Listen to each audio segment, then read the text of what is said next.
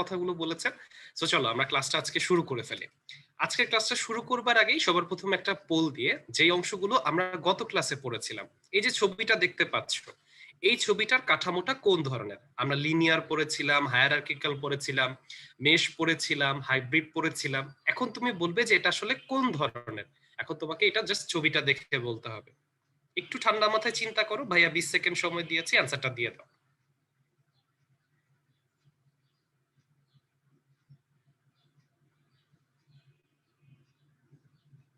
আর 5 second বাকি।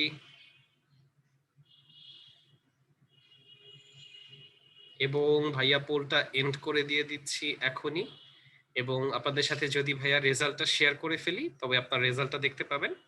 So রেজাল্টটা share করলে দেখতে পাচ্ছি যে প্রায় 46% এর মতো অ্যান্সারটা এসেছে। যদিও ভাই এক্সপেক্ট করেছিলাম আরেকটু বেশি অ্যান্সারটা আসা যেত। So linear, hierarchical, network, hybrid. এখন নেটওয়ার্কের বিষয়টা কি? আমরা গত ক্লাসটাতে মেশ পড়েছিলাম এবং মেশের অপর নাম হচ্ছে নেটওয়ার্ক। চিন্তা করো, আমরা যদি বলি তাদের মধ্যে একটা ওয়েব পেজের কাঠামো গঠন আছে, তাহলে ধরলাম একটা ওয়েব পেজ প্রথমটা, এরপরে ধরো দ্বিতীয়টা, ধরো তৃতীয়টা, চতুর্থটা, প্রত্যেকের সাথে কানেক্টেড আছে। এটাকে বলা হয় মেশ কানেকশন। 1 4-এর সাথে আছে, 2-এর সাথে আছে, 3-এর সাথে আছে, 3 সবার সাথে আছে, 2 সবার সাথে আছে, 4 সবার সাথে আছে। এটাকে বলা হয় মেশ কানেকশন। এবং মেশ কানেকশনের অপর নামটা কি? এটা হচ্ছে নেটওয়ার্কস, বা তাই ভাই লিখে দিলাম মেশ। আর লিনিয়ারটা কি? ধরো একটা ওয়েব পেজের সাথে আরেকটা ওয়েব পেজ মানে পরপর এভাবে করে যুক্ত, এটা হচ্ছে লিনিয়ার। হায়ারার্কিক্যালটা কি? ওই যে ট্রি সংগঠন আমরা দেখেছিলাম, মূল থেকে শুরু করে এরপরে আস্তে আস্তে উপরের দিকে যায়, এরকম পেজগুলো কানেকশন করা, এগুলো কি হায়ারার্কিক্যাল হয়ে যায়। ঠিক আছে। হাইব্রিডটা কি? সবগুলোর মিক্সচার, সবগুলোর হচ্ছে মিক্সচার। তো সেটা হচ্ছে গিয়ে অ্যান্সার। তো সঠিক অ্যান্সারটা হচ্ছে নেটওয়ার্কটা। ঠিক আছে। আশা করি প্রত্যেকটা অংশ তোমাদের কাছে এখন কিছুটা ক্লিয়ার আছে। আমরা এখন যদি যাই ওয়েবসাইটের প্রকারভেদ বুঝবো। এখন ওয়েবসাইট বুঝতে গেলে আগে ওয়েবসাইট বিষয়টা কি সেটা বুঝবো। কারণ ওয়েবসাইটের দুইটা প্রকারভেদ আমরা দেখতেছি, একটা স্ট্যাটিক ওয়েবসাইট আর একটা ডাইনামিক ওয়েবসাইট। কোনো কিছু চিন্তা করার আগে তুমি সবার আগেই ছবিটা চিন্তা করো। বাসায় বসে বসে একটা ওয়েবসাইট তুমি ব্রাউজ করতেছো, সেটা একটা ওয়েবসাইট। আর আরেকটা ওয়েবসাইট ভাইয়ারা বানাইতেছি, সেই ওয়েবসাইটে তোমার কোনো দখলদারিত্ব নাই, সেটা কি স্ট্যাটিক ওয়েবসাইট। এখন ব্যাপারগুলো একটু বোঝা দরকার। বোঝার কি বিষয় আছে? চিন্তা করো, ওয়েবসাইট বিষয়টা বোঝার আগে আগে আমাদের বুঝতে হয় ওয়েব পেজ কথা যেটা আছে সেটা আসলে কি। এখন ওয়েব পেজের কনসেপ্টটা যদি একটু বলি তখন তোমার কাছে ক্লিয়ার হবে। কিভাবে? দেখো, একটা ব্যক্তি যখন একটা ছবি আঁকায়, মানে একটা শিল্পী যখন একটা ছবি আঁকায়, সেটা তার মতো করে সে তৈরি করে। ঠিক তেমনি একটা ওয়েবসাইট হচ্ছে অনেকগুলো ওয়েব পেজের সমন্বয়ে গঠিত হয়ে যায়। ঠিক আছে। তাহলে ওয়েবসাইট কি হচ্ছে? অনেকগুলো ওয়েব পেজের সমন্বয়ে গঠিত হয়। মানে তুমি যখন একটা ওয়েবসাইটে যাও, ধরো তুমি ফেসবুকে গেলা, এখন ফেসবুকে যাওয়ার পরে তুমি হোমে গেলে এক ধরনের জিনিসপাতি দেখতে পাও, তুমি অ্যাবাউটে গেলে এক ধরনের জিনিসপাতি দেখতে পাও। এক একটা বিষয় এক এক রকম পেজ আকারে তোমার সামনে আসে। এই যে তোমার স্ক্রিনে যে এক একটা রকম আসে, এগুলোকে পেজ হিসেবে আমরা চিন্তা করি, সেগুলো এক একটা ওয়েব পেজ। তাহলে অনেকগুলো ওয়েব পেজ মিলে যে সংগঠনটা গঠন করে তাকে বলা হয় ওয়েবসাইট। এখন স্ট্যাটিক ওয়েবসাইট বলে একটা কথা আছে, ডাইনামিক ওয়েবসাইট বলে কথা আছে। স্ট্যাটিক শব্দটা কি? স্ট্যাটিক মানেই হচ্ছে গিয়ে স্থির বা স্থবির ওয়েবসাইট। ডাইনামিক মানেই গতিশীল। এখন এই স্থবিরতা কিংবা গতিশীলতা এগুলো আসলে বলতে কি বোঝায়? আমরা যখনই এই অংশগুলোর সাথে চিন্তা করব স্ট্যাটিক ওয়েবসাইটের ক্ষেত্রে, ওয়েবসাইটের বিষয়গুলো বুঝতে গেলে আমরা যখন যে সকল ওয়েবসাইট ব্যবহার করছিলাম, এই ওয়েবসাইটগুলোর কিছু বৈশিষ্ট্য আছে। ওয়েবসাইটগুলোর বৈশিষ্ট্যটা কি? বৈশিষ্ট্যটা হচ্ছে এই ওয়েবসাইটগুলোর ডেটার মান, ডেটা মান বা ভ্যালু যাই বলো না কেন, বিভিন্ন বইতে বিভিন্ন শব্দ দেওয়া। এই ডেটার মানগুলো যখন তুমি লোড করে ফেলবা কিংবা চালু করে ফেলবা ইন্টারনেট দিয়ে, তুমি চিন্তা করো চালু করলা, তখন আর পরিবর্তন করতে পারবা না। ডেটার মান লোড করার পর, লোড বা চালু করার পর, চালু করার পর আর পরিবর্তন করতে পারবা না, আর পরিবর্তন করা যায় না, করা যায় না। ঠিক আছে।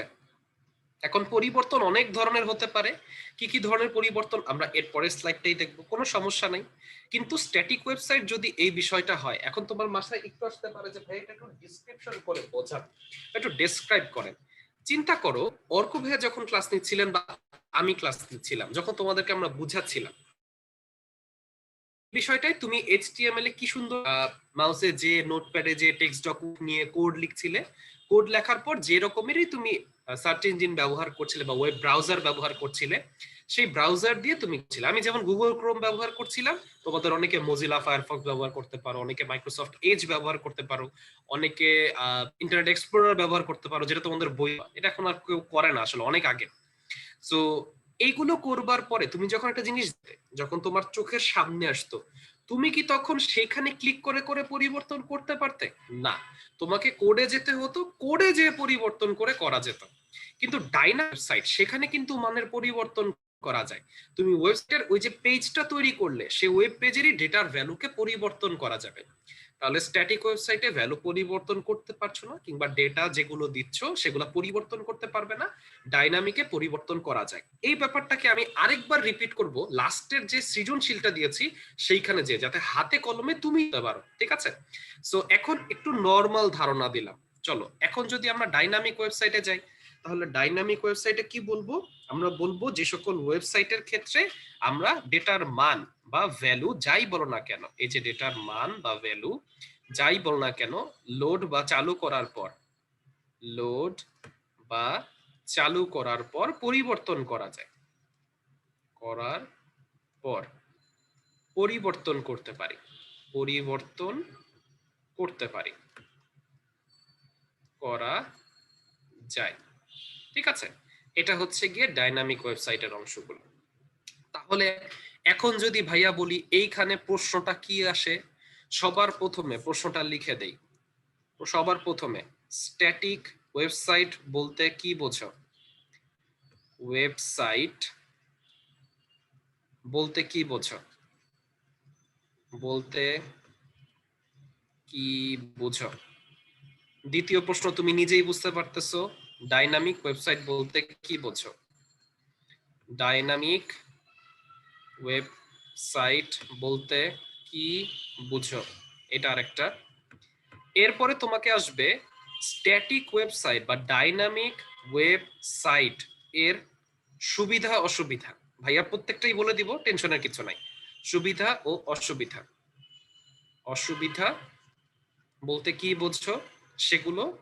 এরপরে তোমাকে বলবে স্ট্যাটিক ওয়েবসাইটের, স্ট্যাটিক ওয়েবসাইট এর সুবিধা ও অসুবিধা কি সেটা বলবে।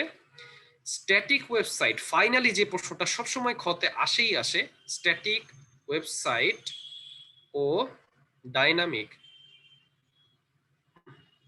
ডাইনামিক ওয়েবসাইট এর মধ্যে তুলনা করতে বলে। তাহলে কোন কোন প্রশ্নগুলো এখান থেকে আসবে সবগুলো বলে দিলাম। এখন তুমি চিন্তা করো, স্ট্যাটিক ওয়েবসাইটে সর্বদা তোমার যে ডেটা কিংবা তোমার যে কন্টেন্ট থাকবে, সেই ডেটা কিংবা কন্টেন্ট কিন্তু নির্দিষ্ট আছে, মানে তুমি যতটুকু দিচ্ছ ততটুকুই থাকছে। এটা তাহলে তার একটা বৈশিষ্ট্য।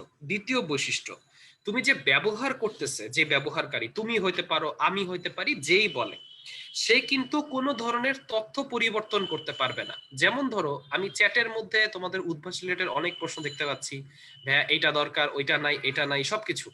সো সবার শেষে আমরা যদি দেখি যে নূর আমাদেরকে হচ্ছে গিয়ে একটু জানাইছে কিছু একটা ওর সমস্যা হচ্ছে, তো সেই ক্ষেত্রে নূরের ব্যাপারে বললাম যে আমি একটা স্ট্যাটিক ওয়েবসাইট তৈরি করবার পরে নূর কিন্তু বাসায় বসে আমার এই মানটা চেঞ্জ করতে পারবে না, ঠিক আছে? সেটা কি, তাহলে আমরা কেউ কোনো পরিবর্তন করতে পারি না, কোনো সমস্যাই হবে না। তাহলে সেই ক্ষেত্রে কোনো ধরনের পরিবর্তন করা যায় না। আবার এই ক্ষেত্রে পরিবর্তন না করা গেলে তোমরা দেখছো কোড লিখছি, রান করছি, ফাস্ট চলে গেছে। কিন্তু দেখো তুমি ফেসবুকে ঢোকার সময় সেটা একটু লোড হয়, আস্তে আস্তে আসে, হোম পেজে এখানে লোড হতে থাকে, তাহলে কি একটু দেরি হয়। তাহলে ডাইনামিক ওয়েবসাইট গুলোর ক্ষেত্রে আমরা কি বলবো, একটু ধীরে লোড হয়। একই সাথে যদি বলি যে এই ধরনের ডেটাবেস গুলো যখন তৈরি করতেছি, কেবলমাত্র সার্ভার থেকে যখন ক্লায়েন্টের ব্যাপারটা আমরা যদি বুঝি যে ক্লায়েন্ট আর কমিউনিকেশন করতে পারে। এখন সার্ভার কি সেই বিষয়টা ভাইয়া ঠিক 2 স্লাইড পরে বোঝাবো, যে একমাত্র কমিউনিকেশনটা হয়। তাহলে সুবিধাগুলো কি? তৈরি করতে খরচ কম, কোনো সমস্যা হয় না। ওয়েবসাইট উন্নয়ন আর নিয়ন্ত্রণ নিজের মতো করতে পারবা, কোনো প্রবলেম হচ্ছে না। খুব সহজেই একটা সার্চ ইঞ্জিন যুক্ত করতে পারবা। সার্চ ইঞ্জিন কি, ব্রাউজার কি, এটা নিয়ে তোমাদের সারা জীবনের প্রশ্ন ভাইয়া। এই বিষয়টাও ঠিক 3 স্লাইড পরে বুঝাবো, টেনশনের কিছু নাই। আর এই বিষয়টা কি, নেট স্পিড খুব কমও যদি হয় তাহলেও কিন্তু কি দ্রুততার সাথে তুমি ডেটাগুলো নিয়ে কাজ করতে পারবা। এটা স্ট্যাটিক ওয়েবসাইটের সুবিধাগুলো। আর ডাইনামিক ওয়েবসাইটের সুবিধাগুলো কি, ব্যবহারকারী তোমার যত চাহিদা আছে সেই অনুযায়ী তুমি ডেটা পরিবর্তন করতে পারবা ডাইনামিকে। স্ট্যাটিকে কোনো ডেটার পরিবর্তনের সুযোগই নাই। তথ্য বা বিষয়বস্তু তুমি যদি আপগ্রেড করতে চাও নিজের মতো করে বা আপডেট করতে চাও, সেটাও কিন্তু করা পসিবল খুব দ্রুত।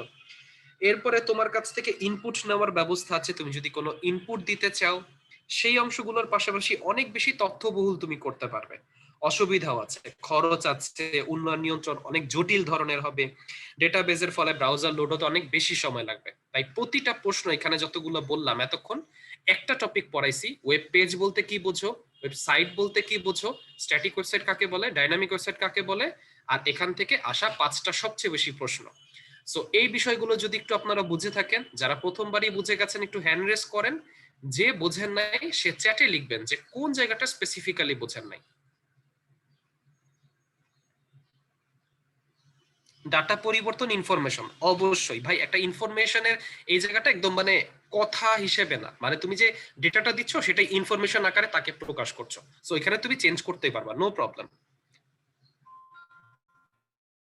আপনার এরপরে যদি একেবারে পারফেক্টলি আমাকে জানাও যে কোন জায়গাটা বোঝা হয়নি, সেটা আমাকে জানাইলে আমার জন্য ক্লিয়ার হয়ে যায়। দেরি করে জয়েন করে যদি বলো ভাইয়া শুরু থেকে আবার বলেন, এটা আমার জন্য একটু কষ্ট। ভিডিওটা আবার থাকবে, কোনো সমস্যা নাই, সেখান থেকে আপনি বুঝে নিন, আরেকবার দেখতে পারবেন। ঠিক আছে, তাহলে এই পার্থক্যগুলো সবগুলো বললাম এতক্ষণ, আশা করি সবগুলো ক্লিয়ার হয়েছে। তাহলে চলেন, যদি ক্লিয়ার হয় আমাকে তাহলে পোল 2 নাম্বারটা সবার আগে বলে ফেলবার কথা। মাত্র পড়ালাম সবগুলো অংশ, এইখানে সব পারার কথা। জাওয়াদ, জি ভাইয়া, শুনতে হ্যাঁ পাচ্ছি। আমি একটু বলি ওদেরকে জি। যে আচ্ছা, যে তোমরা অনেকে দেখি চ্যাট বক্সে পুরা লিখতেছে যে ভাইয়া উদ্ভাসের ওয়েবসাইটটা কি ডাইনামিক ওয়েবসাইট কিনা বা এরকম কিনা। আচ্ছা তোমরা একটু খেয়াল করে দেখো যে এস্থেটিক ওয়েবসাইট কি, ধরো তুমি, আমি কোনো ওয়েবসাইট বানাইছি, তুমি জাস্ট দেখতে পাচ্ছ, তুমি এর কিছু চেঞ্জ করতে পারতেছে না। এখন তুমি চেক করে দেখো তো, তুমি উদ্ভাসের যখন ওয়েবসাইটে যাচ্ছ তখন তুমি কি তোমার মোবাইল নাম্বারটা ইনপুট দিতে পারতেছো না, তারপর তুমি চাইলে কি আবার মোবাইল নাম্বারটা চেঞ্জ করতে পারতেছো না। এই যে অপশনগুলো তোমাকে দেওয়া হয়েছে, মানে তুমি একজন ইউজার, তুমি কিন্তু উদ্ভাসের ওয়েবসাইটটায় যাই কিছু একটা চেঞ্জ করতে পারতেছো, তোমার ইনফরমেশন গুলোই তুমি চেঞ্জ করতে পারতেছো তো। অতএব যেহেতু তুমি এইটাকে চেঞ্জ করতে পারতেছো, মডিফাই করতে পারতেছো, তার মানে এই জিনিসটাকে আমরা বলতে পারি একটা ডাইনামিক ওয়েবসাইট। আশা করি বিষয়টা এখন সবাই বুঝতে পেরেছি, right? Okay, thank you Jawad. Thank you Arko ভাই। একজন বলতেছে ভাই ফর্ম ডিজাইন কি আজকে পড়ানো হবে? লাস্ট ক্লাসে পড়ানো হয়ে গেছে, কষ্ট করে একটু ভিডিওটা দেখে নিন। লাস্ট ক্লাসে সবগুলো বাটন সহ ভাইয়ারা পড়িয়ে দিয়েছে, ঠিক আছে? আচ্ছা, তাহলে যদি আপনাদের সাথে শেয়ার করি, এই তো পারা গিয়েছে যে ভ্যালু চেঞ্জ করা যাচ্ছে না, ডাটার পরিবর্তন করা যায় না, সেটা কি? সেটা তো স্ট্যাটিক ওয়েবসাইট, এটা তো মাত্র বললাম। এখন www, এই ওয়ার্ল্ড ওয়াইড ওয়েব বা ইউআরএল, যেটাকে ইউনিভার্সাল রিসোর্স লোকেটর বা ইউনিফর্ম রিসোর্স লোকেটর দুইটা হিসেবে চিহ্নিত করা হয়। তো এইগুলো বলতে কি বোঝায় সেগুলো এখন বুঝবো। সো অনেকে 88% দেখতে পাচ্ছি, থ্যাংক ইউ ভেরি মাচ। আশা করি কিছুটা হলেও তোমার আইডিয়া হয়েছে। আর অর্ক ভাই তো আরো চমৎকার ভাবে তোমাদের ব্যাখ্যা দিলেন। চলো তাহলে আমরা যদি এই পর্যন্ত বুঝি, এর পরের অংশটায় যাই। এই যে ওয়েবসাইট একটা অংশ, তুমি যখন ডিজাইন করতে যাচ্ছ, একটা ওয়েবসাইট তৈরি করতে চাচ্ছ, সবার প্রথম অপশনটা হচ্ছে ওয়েবসাইটটা ডিজাইন করা। তুমি যখন পাবলিশ করতে চাও, ব্যাপারটা হচ্ছে ধরো তুমি একটা ওয়েবসাইট তৈরি করলে এবং ওয়েবসাইটটা হবে এইরকম যে আমার, অর্থাৎ আমি লকডাউনে বসে বসে যেসব মুভি দেখছি সেই মুভিগুলোর একটা রিভিউ, একদম বেস্ট লেভেলের। কোনো আমার যে যারা রিডার থাকবে তারা এসে বসে বসে পড়বে কোন কোন মুভি কেন ভালো লাগছে এরকম। তাহলে যে আমার ওয়েবসাইটটা যখন ঢুকবে আমার একটা হ্যান্ডসাম ছবি দেওয়া থাকবে, তারা আমাকে দেখতে পাবে একদম, ঠিক আছে? একদম শুরুতে ধরো আমার নাম টাম দিয়ে একদম ঝাকাস করে আমার একটা ছবি দেওয়া, এরপরে দেওয়া থাকবে আমার ব্যাপারে, এরপর বিভিন্ন ছবির অংশ বলা। এই যে ডিজাইনটা, ওয়েবসাইটের ইন্টারফেসের অংশটা, এই বিষয়গুলো কিন্তু ডিজাইনের অংশ অন্তর্ভুক্ত। এছাড়াও আরো বিষয়বস্তু আছে, কোথায় কোন বাটন থাকবে, কোনটার কি কাজ হবে, আমরা কারোর সাথে কোথায় লিঙ্ক আপ করবো, এগুলোও ডিজাইনের আওতাভুক্ত। কিছুক্ষণ পরে ভাইয়া ব্যাপারগুলোকে বিস্তারিত বলবো। এরপরে বলা একটা ডোমেন নাম নিবন্ধন করা। দেখো ডোমেন নাম কথাটা তুমি ভুলে ভুলে যাও, তুমি জাস্ট নামটা চিন্তা করো। তোমার আমার প্রত্যেকের একটা আলাদা নাম আছে, কিন্তু মানুষের ক্ষেত্রে ব্যাপারটা হচ্ছে আমার মতো হাজারটা জাওয়াদ আছে, একই নামে অনেক জাওয়াদ আছে। কিন্তু আমরা যদি চিন্তা করি যে একদম নির্দিষ্ট করে করে পৃথিবীর সব কম্পিউটারকে বা সবগুলো ডিজিটাল ইলেকট্রনিক্স ডিভাইসকে যদি আমরা আলাদা করতে চাই, প্রত্যেকের আলাদা একটা নাম যদি আমরা দিয়ে দিই, প্রত্যেকের একটা আলাদা নাম, প্রত্যেকটা ওয়েবসাইটের আলাদা। ধরো ফেসবুক নামে তুমি ওয়েবসাইট খুললা, মার্ক জুকারবার্গ একটা খুললো, দুইটা কিন্তু একই হয়ে গেল। তাই এই ক্ষেত্রে ডোমেন নাম এক হতে পারতেছে না। কিছুটা আইডিয়া পাচ্ছ? ভাইয়া একটু পরে আরো বিস্তারিত বলবো। একটা সার্ভার বলে একটা বিষয় আছে। সার্ভার বিষয়টাকে নিজের বাবা মার সাথে তুলনা করো। তোমার যখন যা লাগবে সেই বিষয়গুলো তুমি কার কাছে জানো? বাবা মার কাছে জানো। এখন তোমার আবদার গুলোকে ভরণ পোষণ করা এবং তোমাকে বাঁচিয়ে রাখা, সেই বিষয়গুলোর দায়িত্ব কার? তোমার বাবা মা। তাহলে সার্ভার বিষয়টা এইরকম, তোমার ওয়েবসাইটটাকে লালন পালন করে রাখা, সবাই যেন এর সাথে কানেক্টেড হতে পারে, সেই বিষয়টা সার্ভার তোমাকে নিরাপত্তা দিবে। সার্ভার বলতে কি বুঝি আসতেছি। সর্বোপরি শেষ পর্যায়ে সার্ভারটিকে আপলোড করা, মানে করতে হবে কোথায়? আমরা সার্ভারে আপলোড করতেছি, এর পাশাপাশি প্রচারমুখী করার জন্য সার্চ ইঞ্জিন। সার্চ ইঞ্জিন বলতে কি কি বোঝায় সেগুলোর একটু থিওরি তোমরা পাইছো, অর্ক ভাই তোমাদেরকে এর আগের ক্লাসগুলো তো কিছুটা বলেছে। সেটা কি? সার্চ ইঞ্জিন হিসেবে আমরা বিভিন্ন অংশ ব্যবহার করি, যেমন গুগল হইতে পারে, বিং হইতে পারে। কোনো কিছু সার্চ দিচ্ছি যে এই জায়গাটায়, এটা কিন্তু আবার ওই ফিজিক্সে যখন তুমি সেকেন্ড পেপারে কার্নোস ইঞ্জিন পড়ছো, যে সেখানে তাপগতিবিদ্যার ইঞ্জিন ঘুরে ঘুরে আমরা ব্যবহার করব, ওই ইঞ্জিন না ভাই। কোন একটা জিনিস সার্চ দিতে চাচ্ছ, তাই সার্চ ইঞ্জিন তালিকাভুক্ত করে দেওয়া। যে এখন অর্ক ভাইরা বলবেন না ভাই এগুলো এখন বোঝা যাবে না, ভাইয়া কি বলতেছে কিছুই বুঝলাম না, তার জন্য ভাই আমার একটাই কথা, ওকে বাড়ি আমি তোমাকে বোঝাবো, এক্ষুনি বোঝাচ্ছি, এর পরের স্লাইড গুলোতে আস্তে আস্তে আসতেছি, ঠিক আছে? টেনশন করবার কিছু নেই। দেখো এই জায়গাটায় চলে আসছে ইউআরএল, আইপি অ্যাড্রেস, এরপরে তোমার ডোমেন নেম, এই সবগুলো কনসেপ্ট। এখন ইউআরএল এর বিষয়টা, ইউনিভার্সাল রিসোর্স লোকেটর, এই অংশগুলো যে আছে সেগুলো আসলে কিভাবে কাজ করে সেগুলো বোঝাটা ঠিক যেমন জরুরি, ঠিক তেমনি অন্যান্য কনসেপ্ট গুলো আমাদের জন্য খুব জরুরি। যেমন তুমি যখন এই ক্ষেত্রে বিষয়গুলো বলবে, অর্থাৎ ইউআরএল এই কথাটা বলবে, এইটার ফুল ফর্ম হিসেবে আমরা যদি বলি অনেক কিছু এখানে যুক্ত আছে। যেমন ধরো আমি বললাম ইউআরএল, এটার বিভিন্ন বইতে বিভিন্ন নাম দেওয়া আছে, সবাই সবার মতো ব্যবহার করে, তুমি যেটা খুশি সেটা দিও, টেনশন তেমন কিছু নেই, তোমাদের জন্য অলমোস্ট সেমই। ইউনিভার্সাল, ইউনিভার্সাল, অনেকে বলে থাকে ইউ এর জায়গায় ইউনিফর্ম, কোনো ব্যাপার না, ইউনিফর্ম। এটার জন্য আবার অর্ক ভাইরে জ্বালাও না ভাই, পরীক্ষায় কোনটা দিব, ইউনিভার্সাল না ইউনিফর্ম, তুমি যেটা খুশি সেটা দিতে পারো, তোমাদের জন্য এত প্যারার কিছু নাই। Resource locator, resource locator, locator, এখন এটা কি বোঝায় এখনই আসতেছি, এখনই বোঝাবো। এই ব্যাপারটা কি হচ্ছে, ধরো প্রত্যেকটা ওয়েবসাইট তুমি যে কল্পনা করতেছো, সেই ওয়েবসাইটের একটা সুনির্দিষ্ট একটা ওয়েব অ্যাড্রেস আছে, যার সাথে ওয়েবসাইট যে যে পেজগুলা, তাদেরকে আমরা যে ওয়েব ব্রাউজারটা ব্যবহার করতেছি তার সাথে খুঁজে বের করা যায়। ধরো গুগল ক্রোম দিয়ে আমরা সেটাকে খুঁজে বের করতে পারি। এই যে ওয়েব অ্যাড্রেসের পেছনে একটা আইপি অ্যাড্রেস থাকে। এখন আইপি অ্যাড্রেসটা কি? তুমি আমি ভাই কথা বলতেছি কি আলফা নিউমেরিক কোড ব্যবহার করে, মানে ধরো আমরা নাম ব্যবহার করি বিভিন্ন নামে, যেমন www.udbhash.com এরকম। এখন কম্পিউটার কি নিজেকে নিজে কিভাবে চিনে জানো, বা অন্যান্য অংশ আরেকটা কম্পিউটারের সাথে, তারা তো বিভিন্ন ডেটা দিয়ে চিনে, মানে বিভিন্ন ডেটা ব্যবহার করে করে। এখন 192, তুমি জানো কম্পিউটার শুধুমাত্র দুইটা বিট ব্যবহার করে, 0 আর 1। 1 কে ইন্ডিকেট করবার জন্য সে বিট ব্যবহার করে, 9 কে ইন্ডিকেট করবার জন্য বিট ব্যবহার করে, 2 কে ইন্ডিকেট করবার জন্য বিট ব্যবহার করে, বাইনারি। এখন এই সংখ্যাগুলোকে ব্যবহার করে প্রত্যেকটা কম্পিউটারের একটা করে নাম দিয়ে অ্যাড্রেস, সেটা সংখ্যা আকারে দেওয়া থাকে। এখন তুমি তো ভাই মনে রাখবা না বিষয়টা, তুমি কিভাবে মনে রাখবা না? তোমার কিন্তু মনে রাখার কথা না যে ভাইয়া উদ্ভাসের ওয়েবসাইটটার আইপি অ্যাড্রেস হচ্ছে 192.168.0.1। বাই দ্য ওয়ে এটা কিন্তু উদ্ভাসের আইপি অ্যাড্রেস না, আমরা এমনি জাস্ট এটা দিছি, হ্যাঁ। সো এইভাবে তো আমরা মুখস্থ রাখি না, আমরা কি রাখি, www.udbhash.com, আমরা উদ্ভাসের যে বিষয়টা দেখব।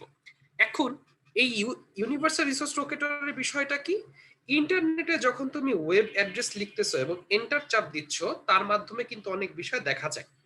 এখন আমরা বলতে পারি এই যে আইপি অ্যাড্রেস গুলো আছে সেগুলো কিন্তু আলফা নিউমেরিক কোড, অর্থাৎ এখানে ক্যারেক্টার থাকতে পারে, যেমন উদ্ভাস এরকম আছে।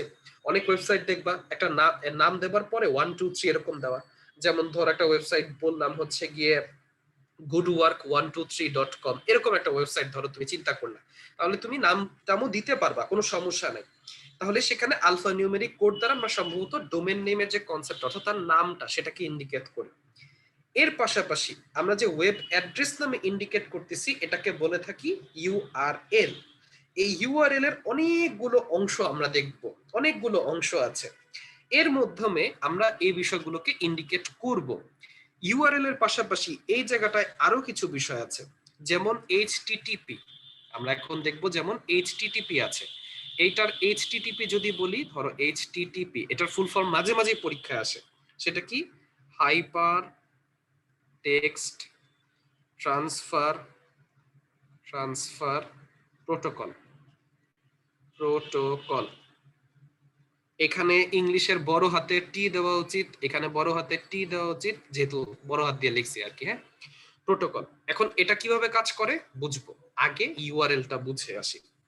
এই যে আমরা তার নামটাকে ইন্ডিকেট করতেছি, তাকে যে রিসোর্স হিসেবে লোকেশন আকারে তাকে ইন্ডিকেট করব, তার বিভিন্ন অংশ থাকবে এই ইউআরএল এর। তাহলে কিভাবে কি কোন কোন অংশ থাকবে এই অংশটা আমরা বলতে পারছিলাম তার আইপি অ্যাড্রেস হিসেবে, যেটা কম্পিউটার তার মতো করে নাম জানে, ঠিক আছে। আর আমরা কি, আমরা একটা আলফা নিউমেরিক কোড ব্যবহার করে বা তার নাম দিয়ে সেটা কি ডোমেন নেম ব্যবহার করে জানি। এখন এরকম তো একটা সিস্টেম থাকা উচিত যে ভাই আপনি ধরেন ডোমেন নেম লিখবেন কম্পিউটারকে, কম্পিউটার সেটাকে চেঞ্জ করে নিয়ে নিজের আইপি অ্যাড্রেস বুঝতে পারবে। আবার আপনি কি করবেন, আপনি আইপি অ্যাড্রেস দিবেন, কম্পিউটার আপনার ডোমেন নেম বলবে। তোমাদের হয়তো বা মনে থাকার কথা, আমরা চ্যাপ্টার 3 যখন পড়াচ্ছিলাম, চ্যাপ্টার 3 এর পাশাপাশি চ্যাপ্টার 5ও যখন পড়িয়েছিলাম, তখন কি বলেছিলাম? অ্যাসেম্বলার বলে একটা জিনিস পড়িয়েছিলাম। অ্যাসেম্বলি ল্যাঙ্গুয়েজের মধ্যে মানুষ একটা জিনিস বোঝায়, অ্যাসেম্বলার কি করে, কম্পিউটারের বোঝার মতো একটা কোডে রূপান্তর করে দেয়, কম্পিউটার সেটা বুঝে। ডিএনএস, ডোমেন নেমিং সিস্টেম, বিষয়টা কি? এই ডিএনএসটা হচ্ছে তুমি যখন একটা কাজ করতেছো, ধরো এই যে এখানে ডিএনএস লিখলাম, ডোমেন নেমিং সিস্টেম, এটা কি করে? এখানে হচ্ছে তুমি যখন তাকে ডোমেন নেমটা দাও, এই যে ডোমেন নেমটা কি? উদ্ভাস.com, এভাবে তুমি দিছো উদ্ভাস, ঠিক আছে। সো ডোমেন নেমটা তুমি দেওয়ার পরে সে তোমার আউটপুট দিবে কি জানো? আইপি অ্যাড্রেস দিয়ে দিবে। তাহলে তুমি কম্পিউটারে ডোমেন নেমটা ইনপুট দিলা, কম্পিউটার ডিএনএস এর এই অংশটাকে ব্যবহার করে নিজের বোঝার মতো আইপি অ্যাড্রেস পরিবর্তন করে নিতে পারবে, কোনো সমস্যা হবে না। আবার আরেকটা আছে রিভার্স ডিএনএস। ভাইয়া যে কথাটা বলতেছে এটা জীবনে পরীক্ষায় আসে নাই, কিন্তু এটা বইয়ে একবার উল্লেখ আছে, তাই ভাইয়া বলে দিচ্ছি। পুরো ফুল ফর্মটা অনেক বইতে বলা নেই, বাট একটু বলে দিলাম। রিভার্স ডিএনএস কি করবে? তুমি আইপি অ্যাড্রেস দিবা, সে তোমাকে ডোমেন নাম বলে দেবে। সিম্পল জিনিস। এই বিষয়গুলো যখন আবার আমাদের মতো ইঞ্জিনিয়ারিং সেকশনে আসবো তখন এগুলো বোঝা যাবে, কোনো সমস্যা নেই, বা ভার্সিটিতে পড়ো তখন বুঝবে। এখন আমরা একদম বিস্তারিত জানবো এইচটিটিপি কি, ডোমেন নেম কি, ডোমেন নেমের কোন কোন অংশ, আইপি অ্যাড্রেস কোথায় কি কাজ করতেছে, সবকিছু।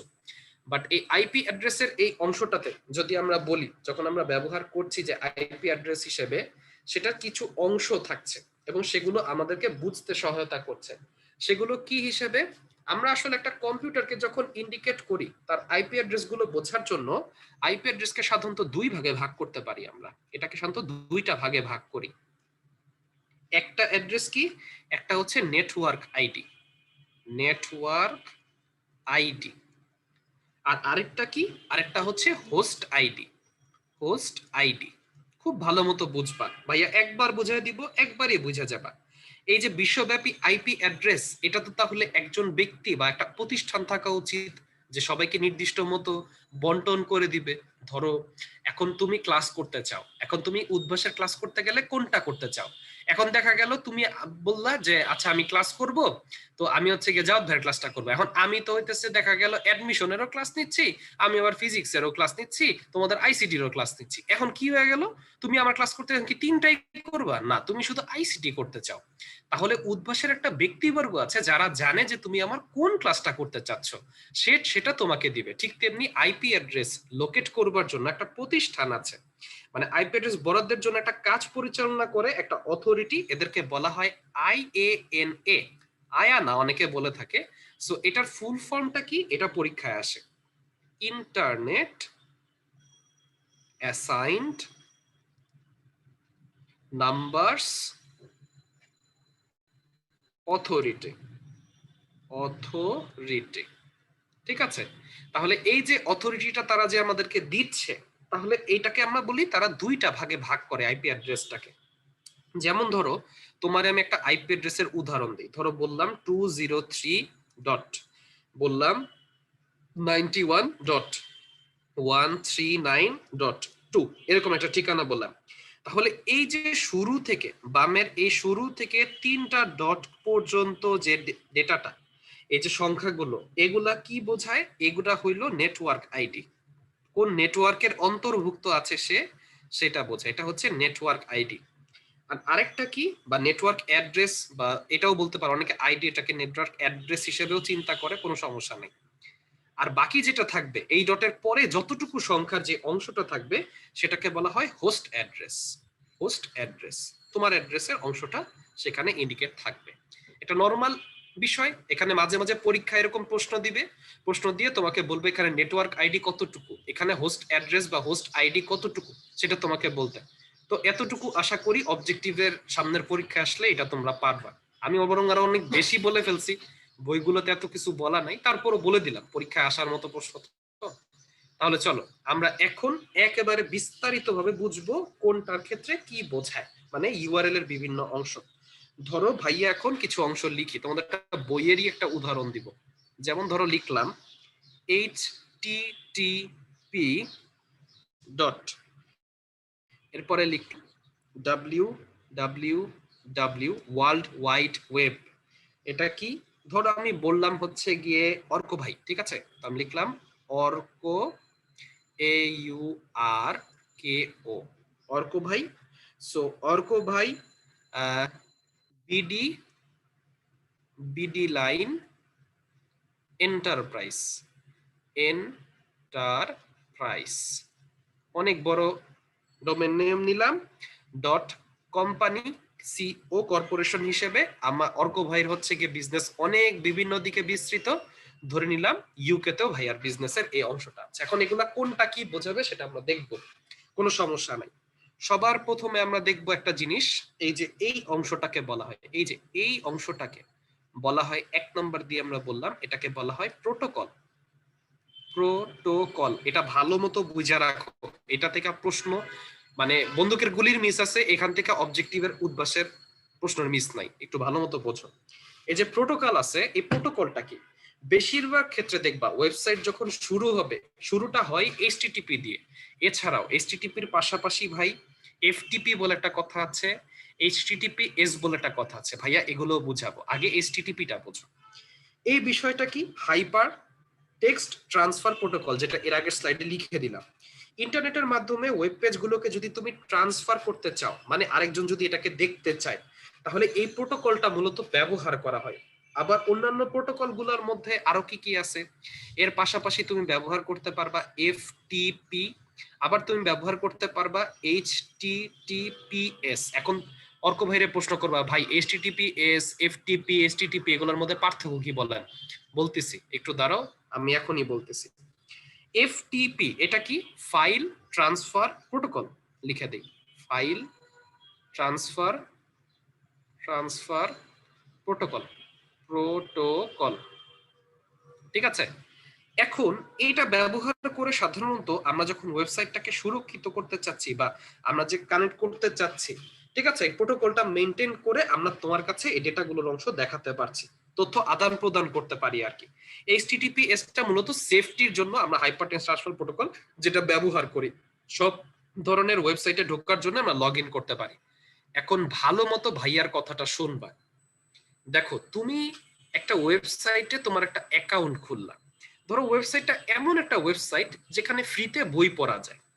বেশি হইলে কি হইতে পারে, একটা হ্যাকার যদি বসে থাকে, আমি ভাই হ্যাকার না, আমি কিছু জানি না, আমার মাঝে মাঝে কি হতে তোমরা প্রশ্ন করতা, ভাই উদ্ভাসের ওয়েবসাইট হ্যাক করতে চাই কেমনে করবো, এইসব বইলে আমার লাভ নেই, আমি নিজেই হ্যাকার না, আমি কেমনে জানবো। ব্যাপার হচ্ছে সবচেয়ে বড় কথা হলো এই ধরনের ওয়েবসাইটের মাঝখানে যদি কোনো হ্যাকার বসে থাকে, সে যদি তোমার ওয়েবসাইটটা কোনোভাবে মানে তোমার কাছ থেকে ডেটাটা যদি নেয়, এই এইচটিটিপি প্রোটোকলটা ব্যবহার করে ধরো সার্ভারের অংশ পর্যন্ত একটা ডেটা আমরা পাঠাচ্ছি, পরে তোমার কাছে ধরো ডেটার অংশটা আসতেছে। সে যদি মাঝামাঝি পর্যায়ে যদি বসে থাকে, ধরো যেখান থেকে ডেটা দিচ্ছে আর সার্ভারের অংশটার মধ্যে, সে তখন কি করবে, সে ডেটাটা নিয়ে বুঝতে পারবে যে তোমার তাহলে ওয়েবসাইটের যে পাসওয়ার্ডটা সেটা কত, তাহলে তোমার বেশি হলে তোমার ওয়েবসাইটটা নষ্ট হয়ে যেতে পারে, সে তার মতো করে চেঞ্জ করে ফেলতে পারে। একটা বইয়ের অংশ গেল। ভালো মতো চিন্তা করো, তোমার একটা ওয়েবসাইট এর একটা তোমার পাসওয়ার্ড, এমন একটা ওয়েবসাইট যেটা দিয়ে তুমি কেনাকাটা করো, যেটাতে তোমার ক্রেডিট কার্ডের নাম্বার দেওয়া আছে, যেটা ব্যাংকের ওয়েবসাইট, এই ধরনের খুব বেশি ইন্টেলেকচুয়াল যেগুলা, খুব বেশি সেফটি যেগুলাই দরকার সেগুলাই দেখবা এইচটিটিপি এস ব্যবহার করে, যেখানে সেফটিটা সবার আগে। যেমন তোমাদের মধ্যে কয়েকজন আছে আমি মাঝে মাঝে দেখেছি হিস্ট্রি নিয়ে ভালো জানো, যেমন অনেকে মোর্স কোডের ব্যাপার একবার বলেছো, এটা কাইন্ড অফ একটা যুদ্ধে ব্যবহার করা হয়েছিল। যেমন ধরো আমি তোমাকে বললাম যে একটা কোড লেখা, কোডটা কি লেখা, কোডটা ধরো লেখা হচ্ছে গিয়ে AB 23 এরকম করে কোড লেখা। তুমি দেখলে বলবে ভাই এটা তো কোনো কোডই না, বাট অর্ক ভাই জানে যে জাওয়াদ আমাকে যত লেখাই দেখ না কেন, আমি তার সাথে 2 যোগ করে যেই মানটা আসবে সেইটা আসল মান জাওয়াদের ওয়েবসাইটের পাসওয়ার্ডটা। ধরো এরকম আমি বলে দিলাম, যে হ্যাকার সে তো বসাতে থাকবে কি, এই AB 23 এটা আমার পাসওয়ার্ডে বসাবে। বলবে যে কিরে ভাই পাসওয়ার্ড তো চলে না, কিন্তু অর্ক ভাই জানে যে এই পাসওয়ার্ডটাকে ভাইয়া ডিক্রিপ্ট করে দিছি। তোমাদের বইতে 2টা ওয়ার্ড দেওয়া, ডিক্রিপ্ট করা, এনক্রিপ্ট করে দেওয়া। আসলে এনক্রিপ্ট করে দেওয়ার মানে কি, আমি আসলে এটার মধ্যে একটা পরিবর্তন করছি। আমার আসল পাসওয়ার্ডটা আসলে হলো হচ্ছে গিয়ে CD45। কেন আমি এখানে চেঞ্জ করছি, প্রত্যেকের সাথে 2 যোগ করতে হবে, 2 যোগ করার পর যে মানটা সেটা, এর সাথে 2 ঘর আগাইতে হবে, তাহলে BC, সি হবে গিয়ে আমার প্রথম লেটার, বি কি হবে, বি হচ্ছে গিয়ে আমি বলে দিলাম তার সাথে CD, ডি হবে পরেরটা, 2 এর সাথে 2 যোগ করলে 4, 3 এর সাথে 2 যোগ করলে 5। এই যে ডেটাটাকে ভাইয়া চেঞ্জ করে দিলাম, চেঞ্জ করে দিয়ে আমি সার্ভারের অংশটায় পাঠাচ্ছি বা আমার কাছে আসছে, সেইখানটাতে ভাইয়া বললাম AB 23 আমি একটা ডেটা পাঠাইলাম এবং আমি এটাকে এনক্রিপ্ট করে দিলাম, মানে চেঞ্জ করে দিছি। আমার পাঠানোর কথা CD45, আমি পাঠালাম AB 23। আর এটার একমাত্র ভ্যালুটা, অর্থাৎ এই এনক্রিপ্টেড ডাটাকে ডিক্রিপ্ট করবার একমাত্র থিওরি জানা থাকবে কার, অর্ক ভাইয়ের কাছে। অর্ক ভাই জানে জাওয়াদ আমাকে যে লেখাটাই পাঠাক না কেন তার সাথে আমি 2 যোগ করে সেটাকে চেঞ্জ করে ফেলবো। তাহলে বুঝতে পারলা এইচটিটিপি নরমাল অংশগুলোতে ব্যবহার হচ্ছে ওয়েবসাইটে প্রোটোকল হিসেবে, আর এইচটিটিপি এসটা ব্যবহার হচ্ছে কোন জায়গায়, যেখানে বেশি সেফটি দরকার। এর পাশাপাশি ফাইলস ট্রান্সফার প্রোটোকল সেটাও নরমালি ব্যবহার হয়ে থাকে, বাট মেইনলি আমরা যেটা দেখি এইচটিটিপি এস আর এইচটিটিপি এর মধ্যে। আশা করি প্রোটোকলের কনসেপ্টটা তুমি বুঝলা। তারপরে ভাই একটু সামনে আগাই। এরপরে দেখবা www এই অংশটা বলা, বেশিরভাগ ওয়েবসাইট দেখবা www এই অংশটা আছে, এটা আসলে ওয়ার্ল্ড ওয়াইড ওয়েব এই অংশটার মধ্যে বলে দেওয়া থাকে। তাহলে ওয়ার্ল্ড ওয়াইড ওয়েব এটা কি, ওয়ার্ল্ড ওয়াইড ওয়েবটা হচ্ছে গিয়ে মূলত এক ধরনের জাল, মানে কম্পিউটারের সবগুলো একসাথে একটা ওয়েবসাইটের অংশ যখন যুক্ত থাকে, মানে ব্যাপারটা হচ্ছে যখন বিশ্বজালের সাথে যদি কনসেপ্ট করো, এই যে ওয়ার্ল্ড ওয়াইড ওয়েবকে তুমি যদি বিশ্বজালের সাথে তুলনা করো, বিশ্বজাল, তোমাদের মধ্যে একজন এখন অর্ক ভাইরে প্রশ্ন করবে ভাই ইন্টারনেট আর www এর মধ্যে তাহলে পার্থক্য কি, ইন্টারনেটও তো বিশ্বজাল হিসেবে আমরা যখন 9-10 ছিলাম আইসিটি বইয়ে পড়ছিলাম ভাইয়া বলতেছি, অধিকাংশ সময় এটাকে মূলত ওয়েব নামে ডাকা হয়, ঠিক আছে। ব্যাপারটা হচ্ছে ওয়ার্ল্ড ওয়াইড ওয়েব হচ্ছে বিশ্বব্যাপী বঞ্চিত একটা গ্রাফিক্যাল, ধরো হাইপারটেক্সট ইনফরমেশন সিস্টেম, ঠিক আছে, যার সাহায্যে ইন্টারনেটটা রান করতেছে। তাহলে ইন্টারনেটটা কি, একটা কম্পিউটারের সাথে ভাইয়া যদি বলি আরেকটা কম্পিউটারের যে যোগাযোগ নেটওয়ার্ক, ঠিক আছে, সেটা হচ্ছে গিয়ে ওয়ার্ল্ড ওয়াইড ওয়েবের বিষয়। আর একটা নেটওয়ার্কের সাথে একাধিক নেটওয়ার্ক যদি থাকে সে নেটওয়ার্ককে বলা হয় ইন্টারনেট। তাহলে একটা কম্পিউটারের সাথে আরেকটা কম্পিউটারের যে নেটওয়ার্ক সেটা ওয়ার্ল্ড ওয়াইড ওয়েবের মাধ্যমে হয়। আর ওই নেটওয়ার্কের সাথে এক বা একাধিক নেটওয়ার্কের যদি কম্পারিজন করো সেটা হয়ে যাচ্ছে ইন্টারনেট। এখন আমরা যদি যাই এর পরের কনসেপ্টটাই, সেটা কি, ডোমেন নেম হিসেবে আমরা পাই, এই যে ওয়ার্ল্ড ওয়াইড ওয়েব এটা ধরো 3 নম্বরে থাকছে ওয়েব হিসেবে, এরপর একটা নাম পাইতেছি, এটা কি, এই নামটাকে আমরা বলে থাকি ডোমেন নেম। ধরো এটাকে বললাম 3, এটাকে বললাম 2, এটা কি ডোমেন নেম, ডোমেন নেম, ঠিক আছে। ডোমেন নেমটা কি? ডোমেন নেমটা হচ্ছে বেশ কিছু অংশ থাকে এটার মধ্যে, বাট মূলত ওয়েব অ্যাড্রেসের এই অংশটাই ইন্টারনেট প্রোটোকল বা আইপি অ্যাড্রেসের আসল যে কাজটা, অর্থাৎ আইপি অ্যাড্রেস যে আমরা বলে থাকি, সেই আইপি অ্যাড্রেস আসলে এই নামটাকেই মূলত ইন্ডিকেট করে থাকে। ঠিক আছে, মূলত এই নামটাকে ইন্ডিকেট করে থাকে। তাছাড়াও এই দুয়ের মধ্যে আরো কিছু অংশ থাকে, তোমাদের কিছু কিছু বই, বোর্ড বই না, কিছু কিছু বইতে বলা আছে যে সাধারণত এর আরেকটা পার্ট থাকে যেটাকে 4 দিয়ে যদি ভাই ইন্ডিকেট করি, এটাকে হোস্ট বলা হয়। অর্থাৎ যে ব্যক্তির নামে ওয়েবসাইটটা বা যে প্রতিষ্ঠানের নামে ওয়েবসাইটটা, এটাকে হোস্ট নামে, মানে ডোমেন নেমের যে অংশটা মূলত এর যে মালিক তার নাম অথবা যে কোম্পানি তার নামে থাকে, তাকে বলা হয় হোস্ট নেম। পরীক্ষায় দেখবা প্রশ্ন আসবে তোমাদের উদ্ভাসে, যেরকম একটা ব্যক্তির নাম দিয়ে একটা এন্টারপ্রাইজ দেওয়া বা কোনো দোকান টোকানের নাম দেওয়া, দিয়ে বলবে এখানে হোস্ট নেমটা কোনটা ডোমেন নেমের ভেতরে, তাহলে ওই প্রতিষ্ঠানের নামটা, অথবা আমরা যদি বলি যে কোনো ব্যক্তির নাম দেওয়া থাকে, সলিম, করিম, রহিম, পুটলু, টুটলু, সবকিছুর নামই কি হোস্ট নেম হিসেবে থাকবে। এরপরে আমরা এখানে বুঝলাম, আমরা ধরো সাইটের ধরনের পরে যাব, এটা কোন ধরনের সাইট এটা আমাদের বুঝতে হবে দেখে। আমি এখন দেখেই কিভাবে বলতে পারি, ব্যাপারটা কিন্তু বরং আরো সহজ। মানে এখানে তুমি কত ধরনের সাইট হতে পারে, যেমন দেখো ডট কো লিখে রাখছি। সো ডট কো হিসেবে কাদেরকে ইন্ডিকেট করে, বা ডট কমই লিখি, তোমাদের যেহেতু পরিচিত কর্পোরেশন আবার কম আছে, তাহলে এই যে লিখে দেই যে এই ডট কম বা এই অংশ আসলে কোন ধরনের সাইট, সাইটের ধরনটা সেটা আমরা আসলে বুঝে থাকি। সেটা হতে পারে কি, ধরো ভাইয়া 5 দিয়ে বোঝালাম, এটা কোন ধরনের সাইট, কোন ধরনের, ঠিক আছে, কোন ধরনের। ডট কো যে কথা বা ডট কম, ঠিক আছে, একটা কমার্শিয়াল অংশ, ব্যবসা বাণিজ্যের জন্য একই জিনিস। এরপরে কিছু জায়গায় দেখবে গভর্নমেন্ট থাকে, ডট জিওভি, গভর্নমেন্টের একটা অংশ, সরকারি প্রতিষ্ঠান। ডট এডু থাকে, ডট এসি থাকে, এগুলো হলো শিক্ষামূলক সাইট, যেগুলোর ব্যাপারে ভাইয়া পরের স্লাইডে আরো বিস্তারিত বলবোই। এরপরে বিভিন্ন দেশের অংশও কিন্তু এখানে যুক্ত থাকে। অর্থাৎ আমরা যদি এই ক্ষেত্রে 6 নম্বর অংশে বলি, কিছু কিছু ওয়েবসাইটের এখানে কি দেশের নামও যুক্ত থাকে। দেশ, দেশ হিসেবে কি দেওয়া, ধরো আমরা যদি বলি কোনো ওয়েবসাইটের কান্ট্রি কোড হিসেবে, যেমন ইউকে এর ক্ষেত্রে ইউনাইটেড ভিত্তিক আমরা বলতে পারি, ইউএস এর ক্ষেত্রে ধরো ইউএস, এরকম অনেক কিছু থাকে। এই অংশগুলো মূলত বোঝায় যে একটা ডোমেন নেমের এই অংশের পাশাপাশি, অর্থাৎ এই ইউআরএল, ইউনিফর্ম রিসোর্স লোকেটর, তাকে লোকেট করবার জন্য আমরা যে পুরো অংশটা ব্যবহার করছিলাম, তার বিভিন্ন পার্ট আছে। ভাইয়া স্পেশালি ভেঙে 6টা পার্টে দেখাই দিলাম, এটা হাইয়েস্ট, এর বেশি আসলে তোমাদের প্রয়োজন নাই, যদিও তোমাদের সব বইতে এই বিষয়গুলো নাই, তারপরে বলে দিলাম, উদ্ভাসের পরীক্ষাও আছে, জানারও বিষয় আছে, তাই ভাইয়া বললাম। চলো এগুলোকে আরেকটু বিস্তারিত ভাবে শিখি, কোনটা কোন কাজ হিসেবে আছে। তাহলে এখন যদি আমরা বলি, যেমন দেখো ডট কম হিসেবে বলা, তাহলে ডট কমটা কি, ডট কমটা যদি ভাইয়া ইন্ডিকেট করি, এটা আসলে বোঝায় হলো কমার্শিয়াল, ইংলিশে বলে কমার্শিয়াল, বাংলায় বলে বাণিজ্যিক প্রতিষ্ঠান, বাণিজ্যিক প্রতিষ্ঠান, সেটাকে বোঝাবার জন্য আমরা ডট কম ব্যবহার করি, উদ্ভাস ডট কম, বাণিজ্যিক প্রতিষ্ঠান। এরপরে দেখো অর্গ, অর্গটা কি, অর্গটা হচ্ছে একটা অর্গানাইজেশন বোঝাবার জন্য, অর্গানাইজেশন, অর্গানাইজেশন, ঠিক আছে। এখন এটা প্রফিট অর্গানাইজেশন না নন প্রফিট অর্গানাইজেশন সেটা তোমাকে দেখতে হবে।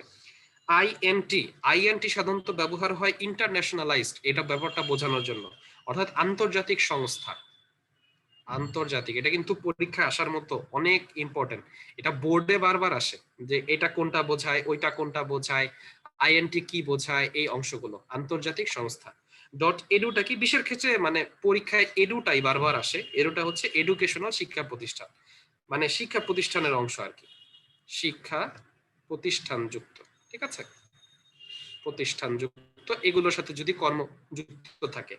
ডট গভটা কি, এটা হচ্ছে রাষ্ট্রীয় প্রতিষ্ঠান বোঝাবার জন্য, রাষ্ট্রীয়, রাষ্ট্রীয় প্রতিষ্ঠান আকারে থাকবে। আরেকটা হচ্ছে গিয়ে কি দেওয়া, মিল দেওয়া, মিলটা কি, মার্কিন সেনাবাহিনী মানে মিলিটারি, ধরো কোন সেনাবাহিনীর জন্য সংরক্ষিত মিলিটারি এই অংশগুলো, সো সেনাবাহিনীর সাথে যদি যুক্ত থাকে, সেনাবাহিনী, তাদের জন্য হচ্ছে কি এটা যুক্ত থাকে। আর আরেকটা বিষয় আছে, এটা তোমাদের সব বইতে নাই ভাইয়া, এক্সট্রা আমার পক্ষ থেকে বলে দিলাম, ডট নেট, এটা বলে দিলাম। এই নেট অংশটা কি, এটা একটা নেটওয়ার্ক সার্ভিস হিসেবে বোঝাবার জন্য অনেক ক্ষেত্রে কিছু ওয়েবসাইটে থাকে, নেটওয়ার্ক সার্ভিস, ঠিক আছে। সার্ভিস। তাহলে এই অংশগুলো বোঝা গেল। যদি বুঝে যেয়ে থাকো, তারপরে কি অংশ আছে, এই যে দেখতে পাচ্ছ যে এই ক্ষেত্রে আমরা যদি দেখি এফটিপি, এইচটিপি, এইচটিটিপিএস, যেটা এতক্ষণ ধরে তোমাদেরকে কোথায় বুঝে আসলাম, এই যে এই অংশগুলাই বুঝে আসলাম। এই যে এখানে এইচটিপি www ডট, এরপরে অংশ ইউকে, কোথায় কি নাম আছে, নাম হিসেবে আমরা বুঝলাম। এখন এই যে 6 নাম্বারটা ছিল ভাইয়ারা, 6 নাম্বারটা আমরা একটু বুঝবো যে 6 নাম্বারের অংশটাই মূলত কিভাবে কাজ করে। যেমন ধরো বিভিন্ন দেশের নামে, যেমন ভাইয়া দিলাম এ আর, এটা কি বোঝায়? আর্জেন্টিনা। আমারে কেউ দয়া করে চেটে জিজ্ঞাসা করবা না ভাইয়া ফুটবলে কোন দল সাপোর্ট করি, আগুন লেগে যাবে ভাই। এ ইউ, অস্ট্রেলিয়া, অস্ট্রেলিয়া। এরপরে ধরো ভাইয়া দিলাম ডট বিডি, বাংলাদেশ, বাংলাদেশ। এগুলো সব অবজেক্টিভের টপিক। আজকের টপিক যেগুলো আছে সব অবজেক্টিভের, বাট খুব বড় বড় টপিক। ধরো বিটি দিলাম, ভুটান বোঝায়, ঠিক আছে। এরপরে ধরো কিছু কনফিউজিং, যেমন আইডি দিলে ইন্দোনেশিয়া, ইন্দোনেশিয়া। ভাইয়া ইংলিশ বাংলা মিলিয়ে লিখতেছি, তুমি কাইন্ডলি একটু কষ্ট করে বুঝে নিও। আইএন দিলে বোঝায় ইন্ডিয়া, জেপি দিলে বোঝায় হচ্ছে জাপান। আবার জেপিজি বুঝে নিও না যে এটা ছবি বুঝাইতেছে, এরকম না। এরপরে ধরো লিখলাম হচ্ছে কি, এই জায়গাটায় ভাইয়া লিখলাম যে আমরা ধরো ইউকে, ইউএস এরকম বুঝাই। সো ইউকে তো বুঝতেই পারতেছো, যুক্ত রাষ্ট্র, যুক্তরাজ্য, সরি যুক্তরাজ্য। আর ইউএসটা কি, এটা হচ্ছে যুক্তরাষ্ট্র, স্টেটস, ইউএস, যুক্তরাষ্ট্র। এরপরে ধরো জেড ডাব্লিউ, এগুলো হচ্ছে জিম্বাবুয়ে। এছাড়াও তোমাদের বইতে অনেক কিছু আছে, তো তোমরা চাইলে ওগুলো পড়তে পারো। আমি বরং বইয়ের চাইতে অনেক বেশি দিয়ে ফেলছি। এবং এখানে ডট পিকে কি, পাকিস্তান, পাকিস্তান, এরকম অনেক নামই এখানে ব্যবহার হয়ে থাকে। সো আমরা এই অংশগুলো বুঝলাম। এইচটিটিপি কি, এ ডোমেন নেম কি, আইপি অ্যাড্রেস কি, ইউআরএল কি, ইউআরএল পার্ট গুলো কি কি, প্রত্যেকটা অংশ কোথায় কি কাজ করে, সে অংশগুলো দেখলাম। এখন আমাকে বলতে হবে, আমি 6টা পার্ট পড়াইলাম, কারো যদি মনে থাকে সবার শুরুতে একটা জিনিস লিখছিলাম, সেই জিনিসটা কি? খুবই সহজ একটা পোল কোশ্চেন ভাই, সেটার একটু অ্যান্সারটা দিয়ে দাও। আশা করি এটা সবারই পারা উচিত। সবার শুরুতে একটা বিষয় ছিল, এই তো, ভেরি গুড, পারতেছে।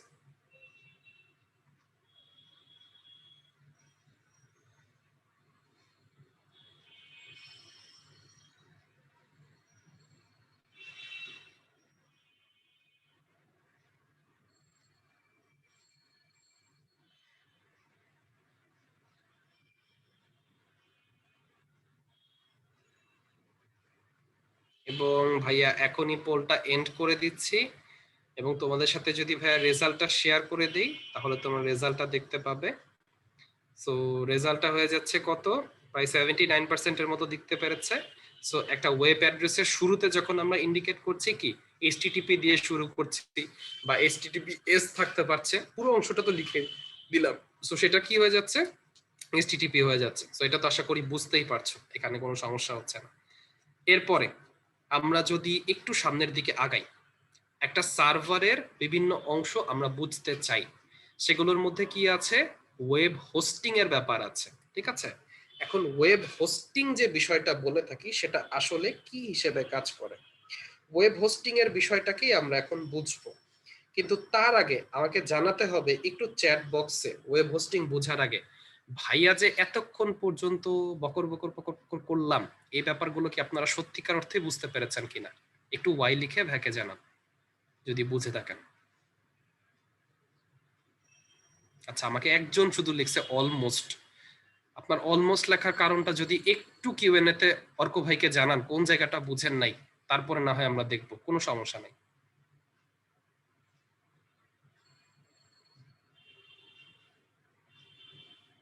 লাস্ট 2টা ক্লাস অ্যাটেন্ড করেন নাই, আয় হায় রে, এটা কোনো কথা বলেন?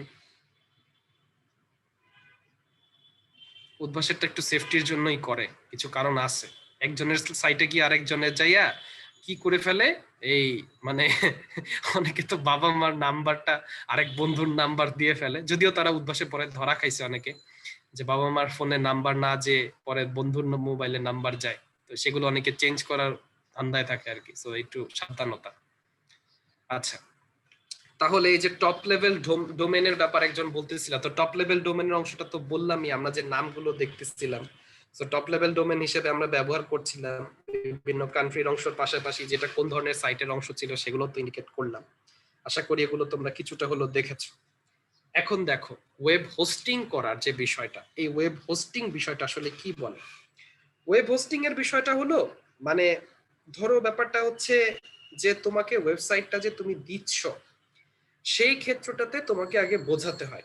যেমন তোমাকে যদি আগে বোঝায় যে তুমি প্রথমে সাইটটা তুমি তৈরি করতেছো, সেই সাইটটাকে তুমি ডিজাইন করলা, তাহলে সাইট ডিজাইন তোমার প্রথম কাজ, যে তুমি যে ওয়েবসাইটটা বানাবা সেই ওয়েবসাইটটা দেখতে কেমন হবে সেটাকে নিজের মতো মতো তুমি সেটাকে ডিজাইন করে দিলা, তাহলে সাইট ডিজাইন। 2 নম্বরে বললা যে ভাই আমার নিজের নামে একটা ওয়েবসাইট বানাইতে চাই, তাহলে কি তোমার একটা নাম দেওয়া লাগবে। সেই নামটা কি হবে, নামটা হবে ডোমেন নেম নিবন্ধন করতে হবে, সেটা তোমাকে কাজ করা দরকার। ডোমেন নেম নিবন্ধনের জন্য স্বতন্ত্র নাম হবে, সে নামের ভিত্তিতে হবে। ধরো তোমার হচ্ছে গিয়ে নাম দেওয়া দরকার যে সবাই এসে অর্ডার দিবে আমার ওয়েবসাইটে, যা লাগবে যা খুশি অর্ডার দিবে, আমি সবাইকে সবকিছু বিক্রি করব। ধরো তুমি নাম দিলা www.order.com। সো এটা হচ্ছে এটা আমরা দেখতে পাচ্ছি এটা তার একটা ডোমেন নাম হিসেবে তুমি ব্যবহার করছো। এখন ওয়েব হোস্টিং, ডোমেন নেম যখন তুমি রেজিস্ট্রেশন করে ফেলছো, এটাকে হোস্টিং করাটা খুব জরুরি। এখন হোস্টিং এর বিষয়টা কি, এখন ব্যাপারটা হচ্ছে ওয়েবসাইটটাকে ইন্টারনেটের সাথে তোমাকে তো যুক্ত করতে হবে, কারণ ইন্টারনেটের সাথে যুক্ত তুমি যদি না করো তাহলে আরেকটা কম্পিউটার থেকে তোমার যে গ্রাহকরা আছে তারা এসে সেই ওয়েবসাইটটা ব্রাউজ করবে কিভাবে বা সেই ওয়েবসাইটটা দেখবে কিভাবে, সেটা হচ্ছে জানা প্রয়োজন। তাহলে তোমার ইন্টারনেটের সাথে যুক্ত করতে হবে, এরপর একটা সার্ভারে আপলোড করতে হবে। যারা কিনা সার্ভারের বিষয়টা বোঝো না একটু ভালো মতো দেখো, এরপরে স্লাইডে বলবো যদিও। ওয়েব সার্ভারের বিষয়টা হচ্ছে জাস্ট তোমার জন্য, তুমি একটু জিনিসটা ধরে নাও একদম বাস্তব জিনিস যেটা, এটা আসলে একটা কম্পিউটারের মতো। মানে ধরো একটা কম্পিউটার এমন একটা কম্পিউটার যেটার মধ্যে 24 ঘন্টা ইন্টারনেট স্পিড থেকে শুরু কইরা সেখানে মেমোরি স্পিড সবকিছু, মানে মেমোরি সবকিছু 24 ঘন্টা থাকবে, সেখানে কোনো ধরনের ইন্টারাপশন হবে না। সেই জিনিসটা হচ্ছে একটা সার্ভার আকারে কাজ করে। সার্ভারের বিষয়টা হচ্ছে কাইন্ড অফ তুমি চিন্তা করতে পারো একটা বাড়ির মতো। একটা বাড়ির ভেতরে আমরা যে অনেকগুলো মানুষ থাকি, ঠিক তেমনি একটা সার্ভারের ভেতরে অনেকগুলো ওয়েবসাইট থাকতে পারে। তার কাজটা কি, তার সবগুলো ওয়েবসাইটকে সুন্দর মতো নিরাপত্তা প্রদান করা, তার ডাটাগুলোকে রেখে দেওয়া, যাতে কিনা যখনই যে কোনো মানুষ এসে ইন্টারনেটের সাথে যুক্ত সেই ওয়েবসাইটটায় বিভিন্ন ডাটার পরিবর্ধন কিংবা পরিমার্জন করতে চায়, সেটা যেন সে নিজের মতো করতে পারে। এই বিষয়টাই যখন আমরা যুক্ত করছি, সেই বিষয়টা কিভাবে থাকছে সেটাই ওয়েব সার্ভারের ভিতরে থাকছে। এখন আমাদের বাড়িটা যদি ভেঙে যায় ভাই, আমরা কি সুরক্ষিত থাকবো আমরা নিজেদের মতো? না। তাই ওই কম্পিউটারটাকে, এটা কিন্তু একদম বাস্তব, এরকম একটা ওয়েবসাইটের এই যে ওয়েব সার্ভার যে বলা, এটা আসলে একটা বিরাট কম্পিউটারের মতো চিন্তা করা হয়। একটা কম্পিউটার এরকম আছে আসলেই, যেটার মধ্যে তুমি সার্ভার হিসেবে ধরছো। বাংলাদেশে আসলে ওইরকম ভাবে মানে সার্ভার এরকম ব্যবস্থাটা নাই। এটা বিদেশের কোম্পানিগুলোর সাথে হচ্ছে চুক্তি করে, বাংলাদেশের যে কোম্পানি আইটি কোম্পানিগুলো তারা এরকম চুক্তি করে তার সার্ভারের ব্যবস্থা করে থাকে। ঠিক আছে, অনেক ধরনের সার্ভার আছে, অনেক কোম্পানির অনেক সার্ভার আছে, যেটা ভালো লাগে সেরকম অনেক সার্ভার, যে মানে তুমি তোমার মতো করতে পারো। এখন যেমন ধরো এই যে ওয়েবসাইটটাকে আমি হোস্টিং করতেছি, বিশ্বজুড়ে কত ধরনের প্রতিষ্ঠান আছে যারা টাকার বিনিময়ে এই ধরনের ওয়েব সার্ভার, ওয়েবসাইটের জন্য প্রয়োজনীয় যে জায়গা সেটা ভাড়া দেয়। তাহলে তুমি তো একটা বাসায় যে থাকতে চাও, এরকম কত বাড়িওয়ালা আছে না যে এখন টুলেট লাগায় রাখছে যে তোমার থাকতে দিবে। ঠিক তেমনি এরকম অনেক ওয়েব সার্ভার, অনেক কম্পিউটার আছে, অনেক বেশি শক্তিশালী কম্পিউটার, যারা কিনা তোমার ওয়েবসাইটটাকে মেনটেন করতে পারবে। এই যে ওয়েব হোস্টিং এর জন্য বিভিন্ন ওয়েব হোস্ট কোম্পানি তাদের ক্লায়েন্ট গুলোকে এরকম স্পেস বা জায়গা ভাড়া দেয় যে আমার কম্পিউটার এটা তোমার এটা নিয়ন্ত্রণ করে দিবে। তাহলে এই যে নিজস্ব পিসিটাকে একটা ওয়েব সার্ভার হিসেবে ব্যবহার করার সুযোগ যে থাকে সর্বোত্তম উপায় ইন্টারনেট দিয়ে একটা সার্ভিস প্রোভাইডারের মাধ্যমে, এর ফলে অনেক সুবিধা কিন্তু পাওয়া যায়। তাহলে কি দেখতে পাইতেছো, ব্যক্তি প্রতিষ্ঠান সাইটের যে অংশটা সেটা হোস্টিং সেবা দিতেছে তোমাকে, সেই জায়গাটায় তোমাকে সংযোগ গতি দিচ্ছে, 24 ঘন্টা তোমার এখানে সেবা দিতেছে, প্রতিদিন ডেটা ব্যাকআপ দিচ্ছে, ব্যান্ডউইথ দিচ্ছে, কন্টেন্ট বিধি সবকিছু তোমাকে দিচ্ছে এবং সেগুলো তোমাকে ব্যবহার করতে দিচ্ছে। তাহলে ওয়েব হোস্টিং এর যে সুবিধাগুলা, সেই সুবিধাগুলো বুঝলা। বাট ওয়েব হোস্টিং এর 2টা প্রকার আছে যেটা তোমার পরীক্ষায় আসবে। যেমন তোমাদের কলেজের জন্য ভাইয়া 2টার কথাই বলতেছি, এই 2টাই যথেষ্ট এবং এই 2টাই তোমরা জেনে রাখো। ওয়েব হোস্টিং 2 প্রকারের, একটা হচ্ছে উইন্ডোজ হোস্টিং এতটুকুই তোমরা জানো, যেহেতু তোমাদের বইতে খুব একটা নাই, বাট জানার জন্য এতটুকু জরুরি। ভার্সিটিতে এটার ব্যাপারে মোটামুটি ধারণা পাবা।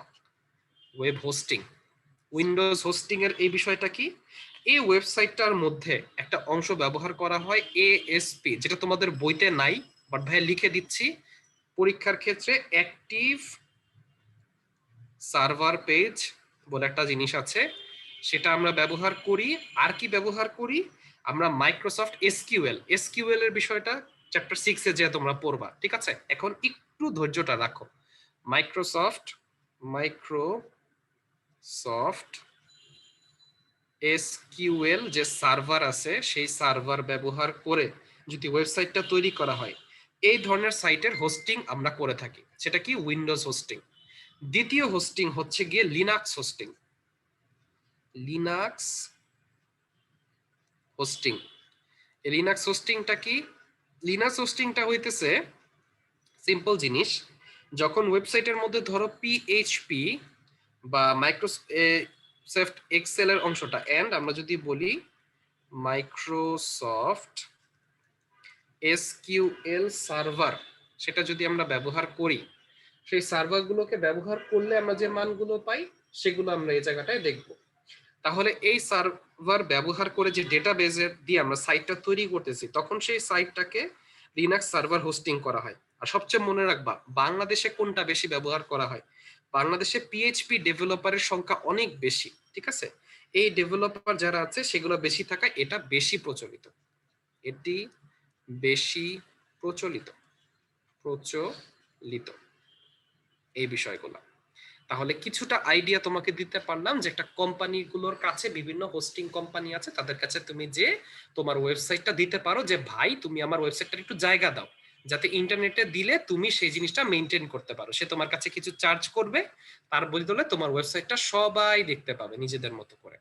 চলো, তাহলে এই বিষয়গুলো যদি মোটামুটি বোঝা হয়, আমি অনেকগুলো সাইটের যে তৈরি করতে গেলে কি কি ধাপ মেনটেন করতে হয় বলছি, দেখো তাহলে কোনটা সঠিক। এখানে ওয়েবসাইট পাবলিশিং এর জন্য ধাপগুলো ভাইয়া জানতে চাইতেছি, এই ধাপগুলো কি কি, দেখি মনে আছে কিনা সবার। সবগুলাই বলছিলাম।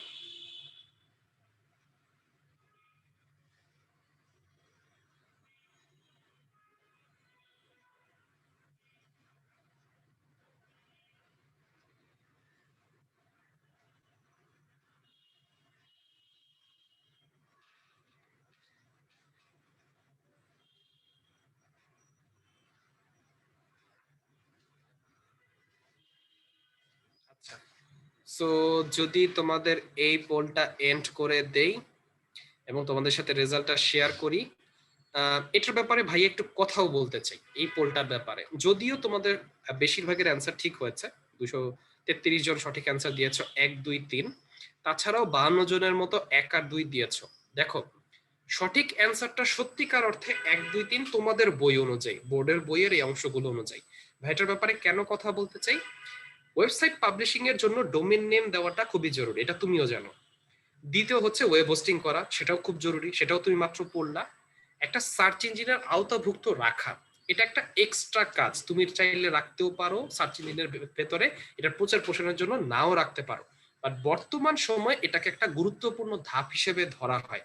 তাই তোমাদের বোর্ড বইতে 1 2 3 তিনটাই দেওয়া হয়েছে, বাট এটা যে অত্যাবশ্যকীয় ধাপগুলোর মধ্যে একটা, সেটা কিন্তু এখনো না। তাই 1 আর 2টা সত্যিকার অর্থে সঠিক হইলেও তোমাদের বই অনুযায়ী 1 2 3 তিনটাই সঠিক। পরীক্ষায় আসলে কি করবো ভাই, এই প্রশ্নটা এখন অর্ক ভাইরে করবা, পরীক্ষায় আসলে 1 2 3 তিনটাই দিও তোমাদের জন্য, যেহেতু এই তিনটা ধাপই বলে দেওয়া আছে।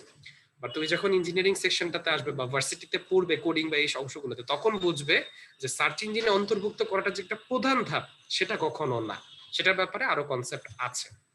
তাহলে চলো, এই পর্যন্ত যদি কিছুটা অংশ বুঝে থাকো, তাহলে আমরা ব্রাউজার বুঝবো, সার্চ ইঞ্জিন বুঝবো, এসইও বুঝবো। তার আগে ব্রাউজারের অংশগুলো বুঝে থাকি, বিভিন্ন ধরনের ব্রাউজার আছে। এরপরে কি আছে, আমরা সার্চ ইঞ্জিন দেখবো, সেই সার্চ ইঞ্জিন আছে। এসইও, সার্চ ইঞ্জিন অপটিমাইজেশন, সেটার ব্যাপারে আমরা বুঝবো, এবং সেগুলোর ব্যাপারে বুঝতে বুঝতে তোমাদের অবস্থা কি রকম হয় সেগুলো এখন বুঝবো। ভাই এখন শুধু একটা গল্প বলবো, গল্পটা মাথায় রাখবা, তাহলে এই বিষয়গুলো বোঝা যাবে। চিন্তা করো, তুমি যখন ব্রাউজার জিনিসটা কি, তুমি যখন ইন্টারনেট ব্রাউজ করতে চাও, অর্থাৎ তুমি ইন্টারনেটকে ব্যবহার করতে চাও, সেই ইন্টারনেটকে ব্যবহার করবার জন্য তুমি যে ব্রাউজার গুলো ব্যবহার করো, তুমি গুগল ক্রোম ব্যবহার করতে পারো, অনেকে মোবাইল অপেরা মিনি ব্যবহার করে, ইন্টারনেট এক্সপ্লোরার হতে পারে, মাইক্রোসফট এজ হতে পারে, মজিলা ফায়ারফক্স হতে পারে, এদেরকে বলা হয় হচ্ছে গিয়ে ব্রাউজার। এটা তোমাদের মাঝে মাঝে কিউএনএ প্রশ্ন আসতো। আর এরপরে তোমার হচ্ছে সার্চ ইঞ্জিন। সার্চ ইঞ্জিনের অংশটা কি? এই যে গুগল, বিং, ইয়াহু, এগুলোতে যে তুমি কারো কিছু ব্যাপারে একটা সার্চ দাও, ধরো আমার ব্যাপারে সার্চ দিলা, যে যাও দিলে তো পাইবা না, ফুল নেম দিলে তারপরে পাবা। ধরো তুমি আমার ব্যাপারে সার্চ দিলা গুগলে, যে তখন তুমি হয়তো বা বেশি হলে আমার ফেসবুক আইডি পেতে পারো বা অন্যান্য বিষয়। তাহলে তুমি যখন এটা পাচ্ছ, এই সার্চ ইঞ্জিনটা তোমাকে কি করছে? কোনো কিছু একটা সার্চ করতে সহায়তা করছে। এটা ইন্টারনেটের মাধ্যমে সবগুলো পৃথিবীর যতগুলো কম্পিউটার আছে তাদের সাথে কি যুক্ত আছে, যারা ইন্টারনেটের সাথে যুক্ত ছিল, এবং ডেটা যা যা দিয়েছে বিভিন্ন সার্ভারের অংশে দিয়েছে, তারা কানেক্টেড আছে নেটওয়ার্কে। তাহলে ব্রাউজার তোমাকে ইন্টারনেট সার্চ করতে বা ব্রাউজ করতে ব্যবহার করে। আর সার্চ ইঞ্জিনটা কি? তোমাকে বিভিন্ন জিনিস সার্চ করে সে বিষয়টা সম্পর্কে জানতে সহায়তা করতেছে। এরপরে বলি এসইও, সার্চ ইঞ্জিন অপটিমাইজেশন। ধরো তুমি আজকে একটা সার্চ দিবা, আমি একটু চ্যাটের মধ্যে দেখি সবার শেষে এই কে চ্যাটের মধ্যে দিছে, লাবিব, ধরো লাবিব আমার ফুল নেম দিয়ে দিয়েছে, আচ্ছা লাবিব ধরো একটা জিনিস দিল, যে লাবিব কি কাজ করতেছে, লাবিব একটা ওয়েবসাইটের নাম দিল। সো নামটা কিভাবে দিল? যে এই নামটার ক্ষেত্রে সে চিন্তা করলো যে ভাই আমি একটা কাজ করছি, আমি এমন একটা ওয়েবসাইট বানাইছে লাবিব যেখানে গিয়ে সবাই দর কষাকষি করতে পারে। দর কষাকষি কি? ধরো সবাই হচ্ছে গিয়ে এখন বাসায় খাবার দাবার বানিয়ে বিক্রি করতেছে, এটা খুব চমৎকার একটা ডিসিশন, অনেকে বাসায় বসে কাজ করতেছে। এখন লাবিবের ওয়েবসাইটটা এরকম, কেউ ধরো কাচ্চি বিরিয়ানি হচ্ছে গিয়ে বিক্রি করে যে 1 প্লেট 200 টাকা। আর লাবিবের ওয়েবসাইটটা এরকম যে সব কাচ্চি দেওয়া থাকবে, যার যত ডিমান্ড তার ভিত্তিতে সবচেয়ে কমের মধ্যে কোনটা পাওয়া যায় লাবিব সেটা জানাবে। যেমন ধরো ট্রিভাগোর ব্যাপারটা, www.trivago.com, এটার মধ্যে কি থাকে? ওই যে সব কোনো একটা জায়গায় ঘুরতে যেতে চাও কিন্তু অনেক হোটেল দেওয়া আছে, ওইটাকে কম্প্যারিজন করে বলে দেয় কোথায় কবে তুমি ঘুরতে পারবা। তাহলে এইরকম যখন তুমি সার্চ দিবা, দেখবা ট্রিভাগোটা সবার আগে আসে। এই ব্যাপারটাকে বলা হয়, যখন তুমি সার্চ ইঞ্জিনে একটা জিনিস সার্চ দিচ্ছ, সেটাকে অপটিমাইজ করে সবার আগে কোনটাকে রাখা যায়। মাঝে মাঝেই তুমি পেপারে দেখবা, বইয়ে দেখবা, এসইও করে লাখপতি হলেন অমুক জেলার অমুক বাসিন্দা, কোটিপতি হয়ে গেলেন, এরকম। আসলে ব্যাপারটা হচ্ছে এত সহজ না, এটার পেছনে অনেক দিন লেগে থাকতে হয়। আমি এরকম একটা প্রোগ্রামে গিয়েছিলাম। সো প্রোগ্রামে একজনের সাথে দেখা হয়েছিল, তিনি সম্ভবত বাগেরহাটে থাকেন। বাগেরহাটে তার প্রায় মাসিক ইনকাম 7 লাখের উপরে এসইও বা সার্চ ইঞ্জিন অপটিমাইজেশন করে। বাট এই জিনিসটা শিখতে তার 11 বছরের উপরে লাগছে সময়, এবং এটার প্রয়োগ ঘটায় এখন পর্যন্ত আসতে প্রায় 12 বছরের উপর চলে গেছে। মানে 12 বছর ধরে সেটা নিয়ে লেগে আছে, তারপরে তার বেতনটা এই জায়গাটায় গেছে। সে বাসায় বসেই কাজ করে। এখন কথাটা হচ্ছে, তোমাকে এই জিনিসটা বুঝতে হবে যে সার্চ ইঞ্জিন অপটিমাইজেশন 2 দিনের জিনিস না। তোমাকে এটার অনেক কোডিং এর বিষয় আছে, অনেক টার্মের বিষয় আছে, যেগুলো তোমরা ভার্সিটি পর্যায়ে যে জানবা। বাট যেহেতু সার্চ ইঞ্জিন অপটিমাইজেশন তোমাদের একটা বইয়ে দেখছি একটু কোনা একটু বলা, তাই তোমাকে বললাম। যেমন তোমাদেরকে যদি জিজ্ঞাসা করি যে একটা, তুমি যে সার্চ দাও, ধরো তুমি ইউটিউব সার্চ দিছো, সার্চ দেওয়ার পরে সবসময় সবার প্রথমে যে লিঙ্কটা চলে আসে, তুমি এইটাতে যে সার্চ ক্লিক করে দাও না, তুমি ইউটিউবে চলে যাও। কখনো কি চিন্তা করছো 10 নম্বর পেজের সবার লাস্টে যেটা সাজেশন আসছে সেটাই যে ক্লিক করে দেখি তো কি হয়? সেটাই তুমি ক্লিক করবা না। তাই প্রতিটা ওয়েবসাইট চেষ্টা করে এসইও করে, অর্থাৎ সার্চ ইঞ্জিন অপটিমাইজেশন করে তার ওয়েবসাইটটা কতটা উপরে রাখা যায়, যাতে যারা ক্লায়েন্ট আছে তারা সবার আগে দেয়। ঠিক যেমন তোমাদের এখানে মিস্টার বিনের মতো। সো মিস্টার বিন যখন দেখো, যখন একটা জিনিস দেখতেছে সবার উপরে যেটা আছে, মান যেটা বেশি, সেটা দেখতে লুক্রেটিভ মনে হয়, সেটার মধ্যে হচ্ছে সে প্রেস করে। বাট তুমিও এরকম কোন একটা জিনিস সার্চ ইঞ্জিনে সার্চ দিছো, তোমার শুরুতে যে লিঙ্কটা আসতেছে তুমি সেটার মধ্যেই প্রেস করো। দ্বিতীয় বা তৃতীয় লিঙ্কে যে সার্চ করার মতো মানুষ খুবই কম। একটা গবেষণায় দেখা গেছিল প্রায় 95% মানুষ সার্চ দেওয়ার পর প্রথম লিঙ্ক যেটা আসে সেটাতে ক্লিক করে। 3%-এর মতো মানুষ 2 আর 3 লিঙ্কে ক্লিক করে। বাকি যারা পার্সেন্টেজ, তারা অনেক কিছু দেখে টেখে এরপরে যায়, যারা এটা সম্পর্কে জানে আর কি। সো ব্রাউজার কি, সার্চ ইঞ্জিন কি, সার্চ ইঞ্জিন অপটিমাইজেশন কি, আশা করি এই কনসেপ্ট গুলো বোঝা গেল, কোথায় কি কাজ করে। অনেক ডিটেলসে ভাইয়া বলে গেছি। এগুলোর ব্যাপারে আসলে শুধু মানে ফুল ফর্মের প্রশ্নটাই আসে যে নিচের কোনটি browser, Microsoft Mozilla Firefox, Microsoft x মানে এক্সপ্লোরার, মাইক্রোসফট এজ, এরপরে তোমার ধরো দিয়ে দিল যে একটা অ্যান্টিভাইরাসের ক্যাসপারাসকি দিয়ে দিল, তো তুমি বুঝবা যে এই তিনটা হইতেছে, ক্যাসপারাসকি হচ্ছে না। তো এরকম বিষয় দেখছি যে বোর্ডের মধ্যে পরীক্ষা আসে, তাই ভাইয়া সবগুলোই বললাম। এখন দেখো, এই বিষয়গুলো বুঝার পরে আপনারা অনেক কিছু বুঝে গেছেন, সো আপনাদের জন্য যেহেতু এত কিছু বুঝলেন, আপনাদের রেসপন্সও ভালো ছিল, তাই এখন যদি ভাইয়ার কাছে কিছু চান তাহলে আমাকে একটু চ্যাটে জানাতে পারেন, তাহলে ভাইয়া সেটাই দিব। এই তনুশ্রী, সামি সবাই বলছে যে ব্রেক চাই, তার মানে ভাইয়া খুব বাজে ক্লাস নিচ্ছি নাকি? তনুশ্রী, সামি, আচ্ছা ঠিক আছে, আচ্ছা ঠিক আছে, তাহলে একটা ব্রেক দিয়ে ফেলছি। সময়টা কত? সময়টা হচ্ছে গিয়ে 3:35 বেজে গেছে। আমরা ক্লাসটা শুরু করব 3:41 PM এ, ঠিক আছে? তখন থেকে আমরা ক্লাসটা শুরু করব। Class starts. আমাকে চ্যাটে দু একজন একটা জিনিস জানিয়েছো যে ভাই এসইওটা আরেকবার বলা যাবে কিনা। কেন বলা যাবে না? অবশ্যই বলা যাবে।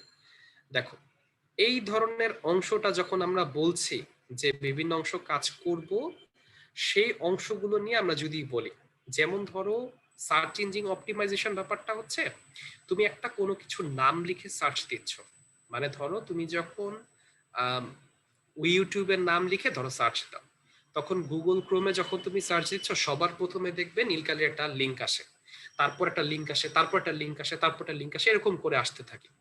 তুমি কি করো? সবার প্রথমটাতে ক্লিক করো। এই যে সার্চ ইঞ্জিন অপটিমাইজেশনের ব্যাপারটা হচ্ছে এই যে লিঙ্ক গুলোকে অপটিমাইজ করে কোনটা আগে থাকবে কোনটা পরে সেই বিষয়টা ক্লিয়ার আউট করা। সবগুলো প্রতিষ্ঠানের চেষ্টা করে যে তাদের যে ওয়েবসাইটটা আছে সেটা যেন সবসময় উপরের দিকে থাকে, যাতে যারা আগ্রহী বা যারা ক্লায়েন্ট তারা যেন শুরুরটাতেই সবসময় যেহেতু প্রেস করে তারটাতে যেন ঢুকতে পারে। এখন আমি দিলাম ই কমার্স সাইট, তো ই কমার্স সাইট দিলে বাংলাদেশে দেখবা সবসময় আইদার ইভালি অথবা দেখবা ডারাস, এই দুইটার মধ্যে যে কোনো একটা সবার আগে চলে আসে, অনেক ক্ষেত্রে স্টারটেকও চলে আসে। তো এই তিনটার ক্ষেত্রে দেখা যায় সার্চ ইঞ্জিন অপটিমাইজেশনের যে জায়গাটা তাদের ওয়েবসাইটে সেটা খুব স্ট্রং, একটা ভালো ইঞ্জিনিয়ার দ্বারা করছে, তাই সেগুলো শুরুর দিকে আসতে থাকে। আর অন্যান্য অনেক কিছু আছে, এখানেই.com, বিক্রয়.com, সেগুলো দেখবা অনেক শেষে থাকবে, এগুলো যদি এখন আর অস্তিত্ব এরকম ভাবে নাই। তো ওই সার্চ ইঞ্জিন অপটিমাইজেশনের কাজটা কি? কেউ সার্চ করলে তোমার এটা যাতে যতটা তাড়াতাড়ি মানে তোমার সামনের দিকে আসে এবং আপডেটেড ভার্সনটা আসে। সো একটা ব্রেক দিয়েছি, ভাইয়া একটু পানি টানি খেয়ে আসে, আপনারা একটু ফ্রি হন, এরপরে আমরা শুরু করছি ক্লাসটা, ঠিক আছে?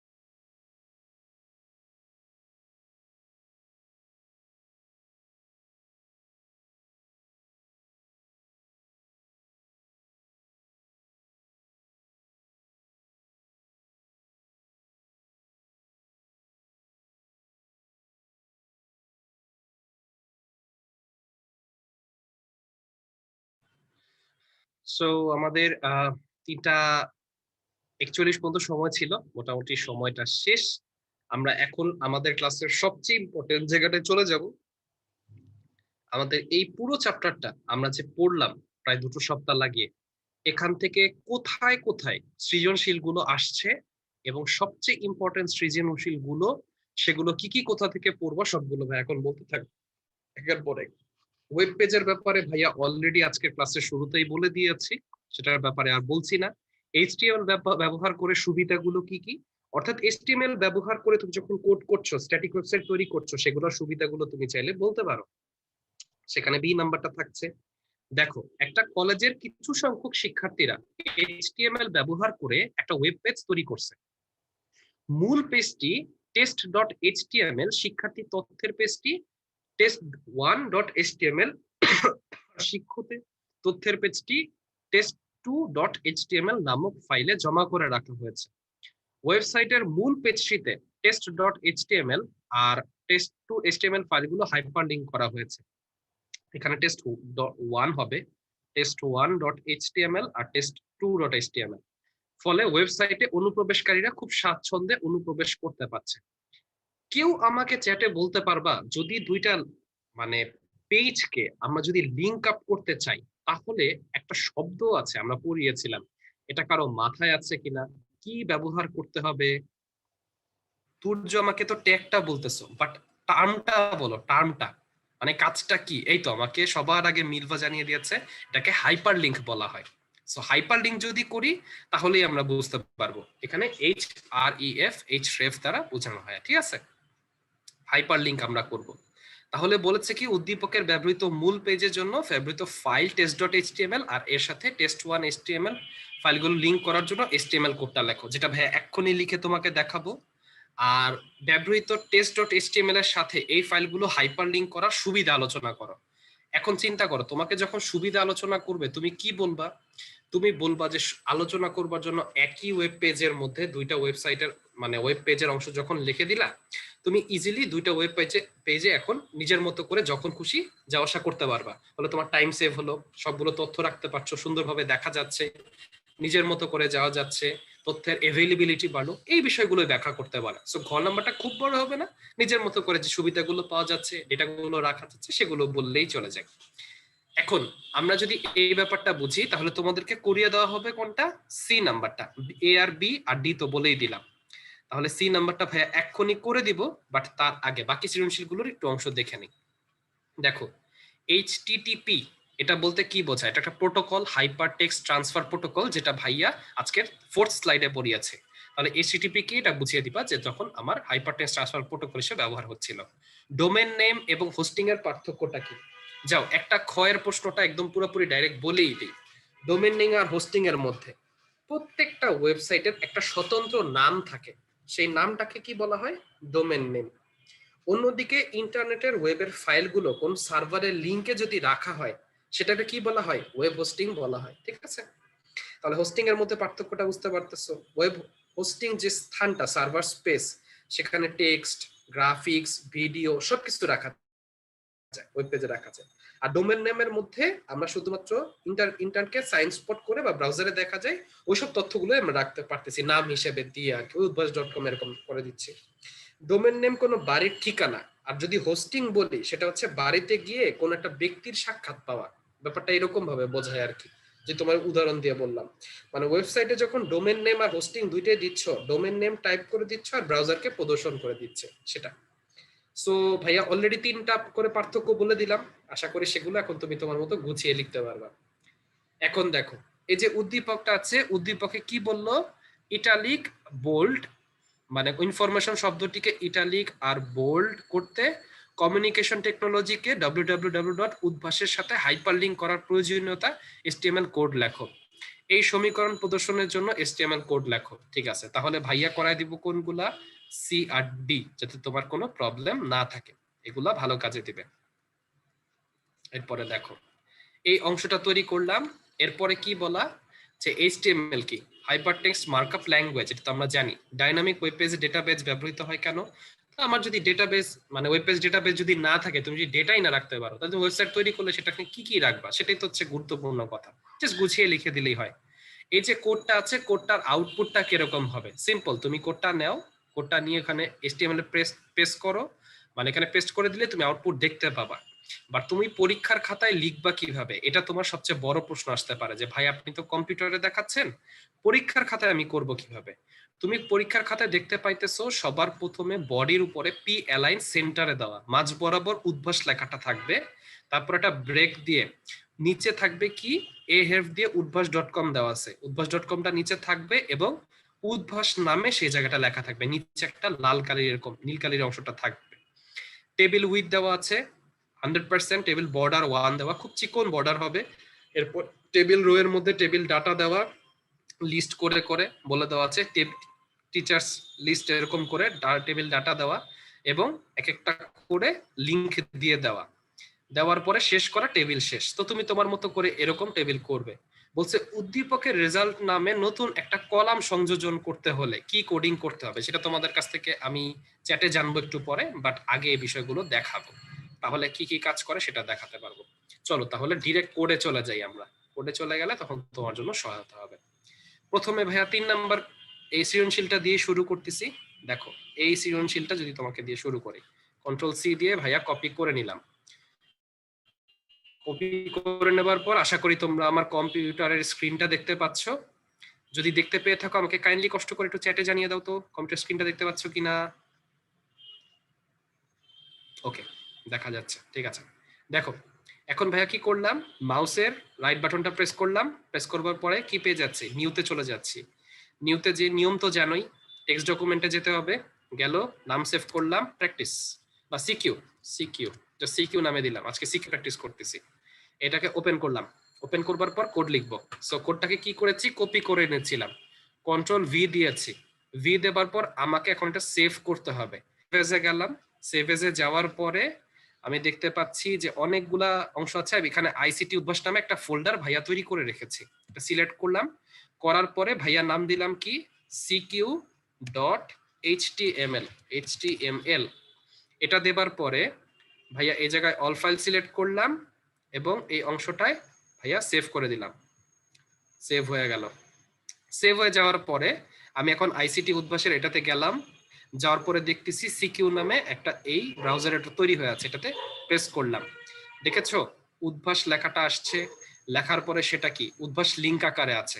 যেখানে আমরা কি করেছিলাম, আমরা যে লেখাটা দিয়েছিলাম এই যে এখানে, সেই লেখাটা কি হিসেবে ছিল, সেখানে লেখাটা ছিল আমাদের যে উদ্ভাসটা ছিল, সেই উদ্ভাসের এই অংশটা মূলত ছিল কি আকারে ছিল, এক্ষেত্রে মূলত আমাদের পুরোপুরিভাবে সেটা আমরা ওয়েবসাইটের সাথে হাইপার লিঙ্ক করে দিয়েছিলাম। যদি হাইপার লিঙ্ক করে থাকি তাহলে তো একটা কাজ করার কথা, আমি উদ্ভাসে প্রেস করলে উদ্ভাসের পেজে চলে যাওয়ার কথা। File couldn't be accessed, internet তো ঠিকই আছে, তাহলে প্রবলেম করছে কেন, একটু দেখি তো কোডের মধ্যে কি প্রবলেম আছে। সিকিউ.html তো আসলো, দেখি তো কোডের মধ্যে কি প্রবলেম করে দিয়েছে প্রশ্নে। পি অ্যালাইন দেওয়া আছে, সেন্টার, উদ্ভাস, ব্রেক দিল, এ হেল্প দিল, www.udbas.com দিল এবং সে সামনের দিকে গেল।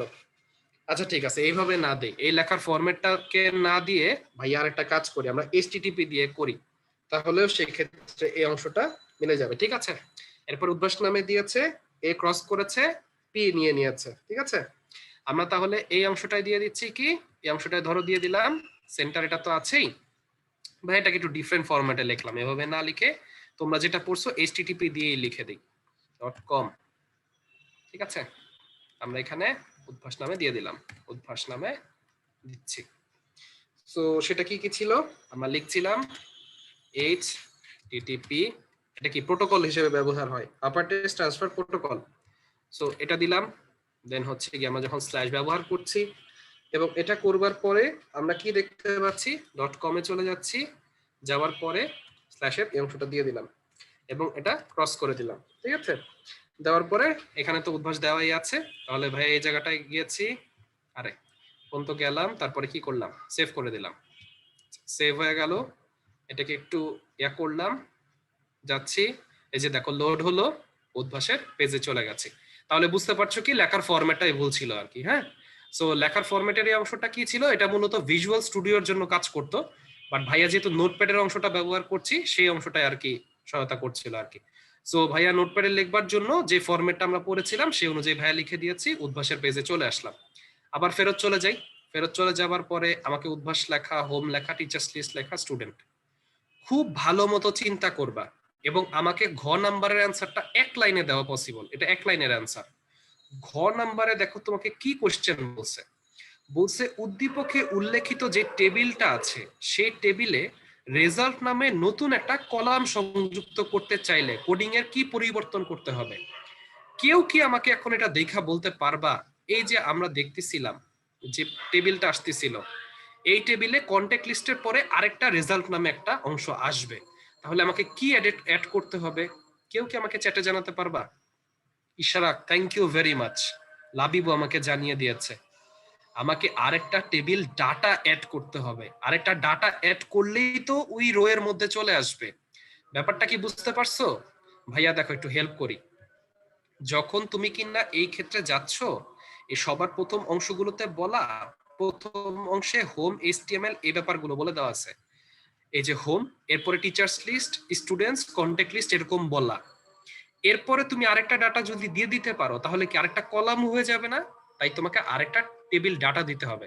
তাই কোডের মধ্যে যদি ভাইয়া যাই, এই যে কোডের মধ্যে যদি যাই, যে টেবিল ডাটার এই অংশটা ভাইয়া ধরো এখানে লিখলাম টেবিল ডাটা, এটা কপি করলাম, কন্ট্রোল সি দেওয়ার পরে কি করলাম, এখানে ধরো আরেকটা দিয়ে দিচ্ছি কি, কন্ট্রোল ভি দিয়ে দিয়ে দিলাম টেবিল ডাটা। আর এই জায়গাটায় কি হিসেবে থাকবে, এই জায়গাটায় থাকবে হচ্ছে রেজাল্ট হিসেবে, ধরো রেজাল্ট হিসেবে। আর এই জায়গাটায় লেখা থাকবে কি, রেজাল্ট নামে, ঠিক আছে, রেজাল্ট। ধরো এইচটিএমএল হিসেবে ভাই একটা আগে থেকে কোড তৈরি করে রাখছি আর কি, একটা ফাইল তৈরি করে রাখছি ওয়েব পেজ হিসেবে, সেটা তৈরি করে রাখা আছে। সো আরে ভাই এখানে সেভ করে দিচ্ছি, সেভ। আচ্ছা সেভ হলো।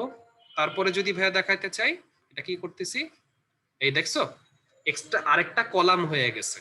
তাহলে আরেকটা টেবিল ডাটা যোগ করার ফলে যে আরেকটা কলাম হয়ে গেল, এই ব্যাপারটা খুবই সহজ, কিন্তু কেউ কেন যেন এই জিনিসটা পারে না।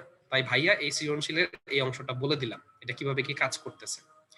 এখন এই ব্যাপারটা যদি তুমি বুঝে থাকো, আমরা পরের সৃজনশীল গুলো একটু যাই। এটা তো পুরো সৃজনশীলটাই হলো, তাহলে সবগুলো অংশ কিন্তু ডান, তোমার কোনগুলো কি কি কাজ করছিল সেগুলো সব হলো।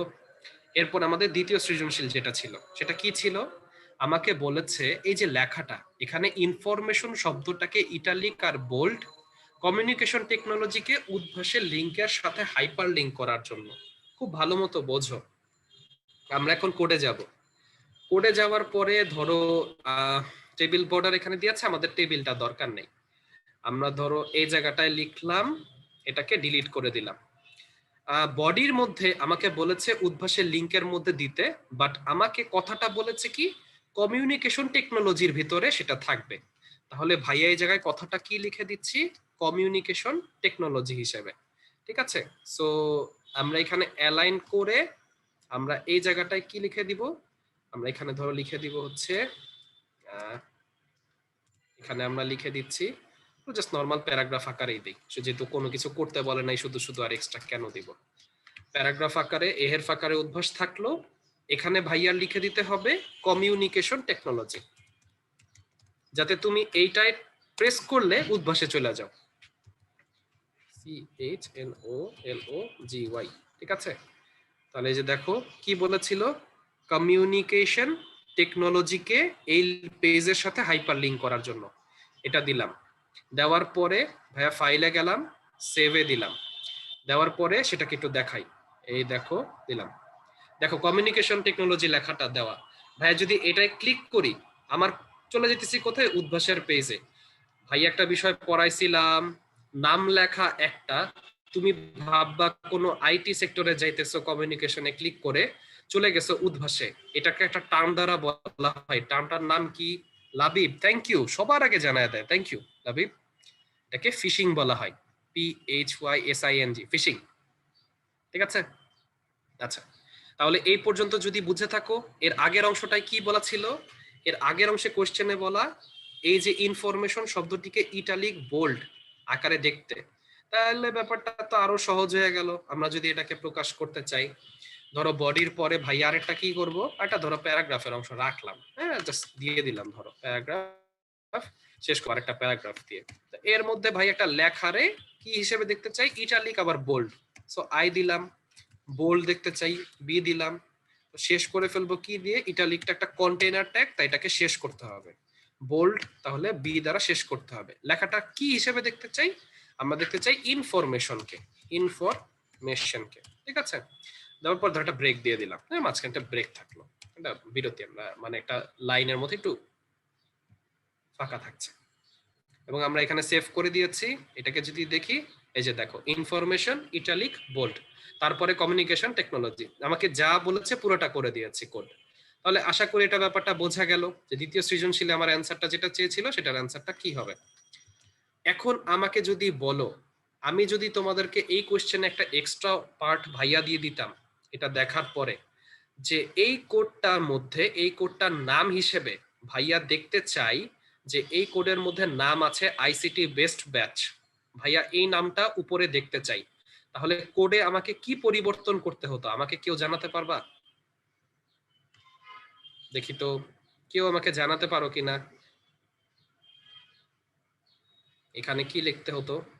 খুবই দুঃখিত ভাইয়ারা, এই 2টা দিন ধরে ক্লাস নিতে ইয়াতে প্রচুর ডিস্টার্ব করতেছে।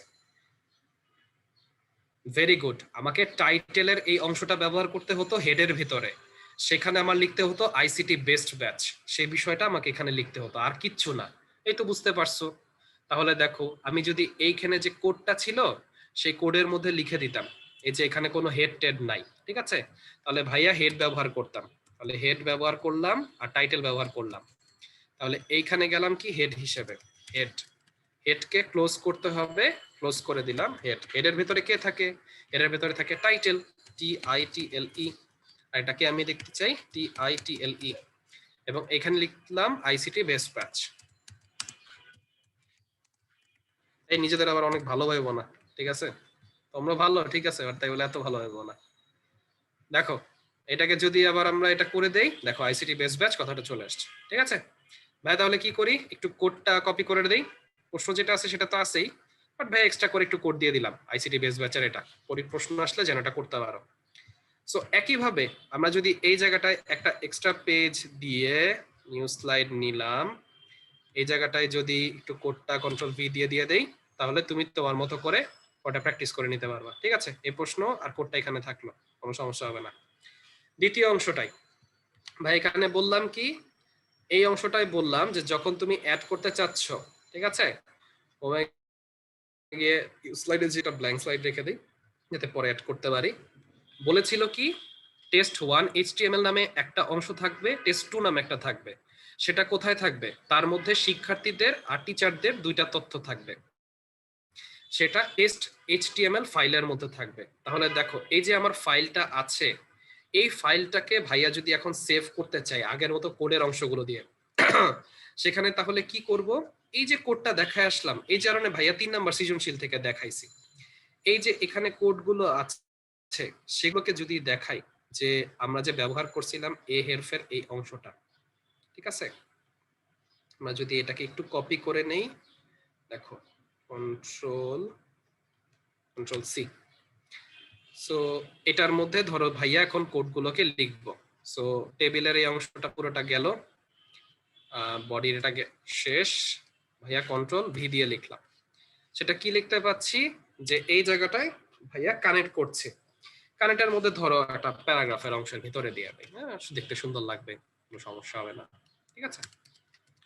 এরপরে কি হয়ে গেল, ধরো ভাইয়া এই জায়গাটায় বোল্ড আকারে হোমের এই অংশটা দেওয়া, আমরা এখানে ধরো দেখতে পাইলাম যে এই জায়গাটায় হোম আকারে এখানে থাকছে, তো আমি এখানে ধরো test1 নামে দিলাম, test.html যেটা নাম ছিল test1, test1টা কাদের নামে ছিল, test1টা ছিল মূলত স্টুডেন্টদের জন্য, তাই ভাইয়া লিখে দিলাম স্টুডেন্টস, দেওয়ার পরে ভাইয়া বোল্ড আকারে দেওয়ার পরে ধরো শেষ করে দিলাম স্ল্যাশ এফটা, এবং প্যারাগ্রাফের এই অংশটা শেষ করে দিয়েছি।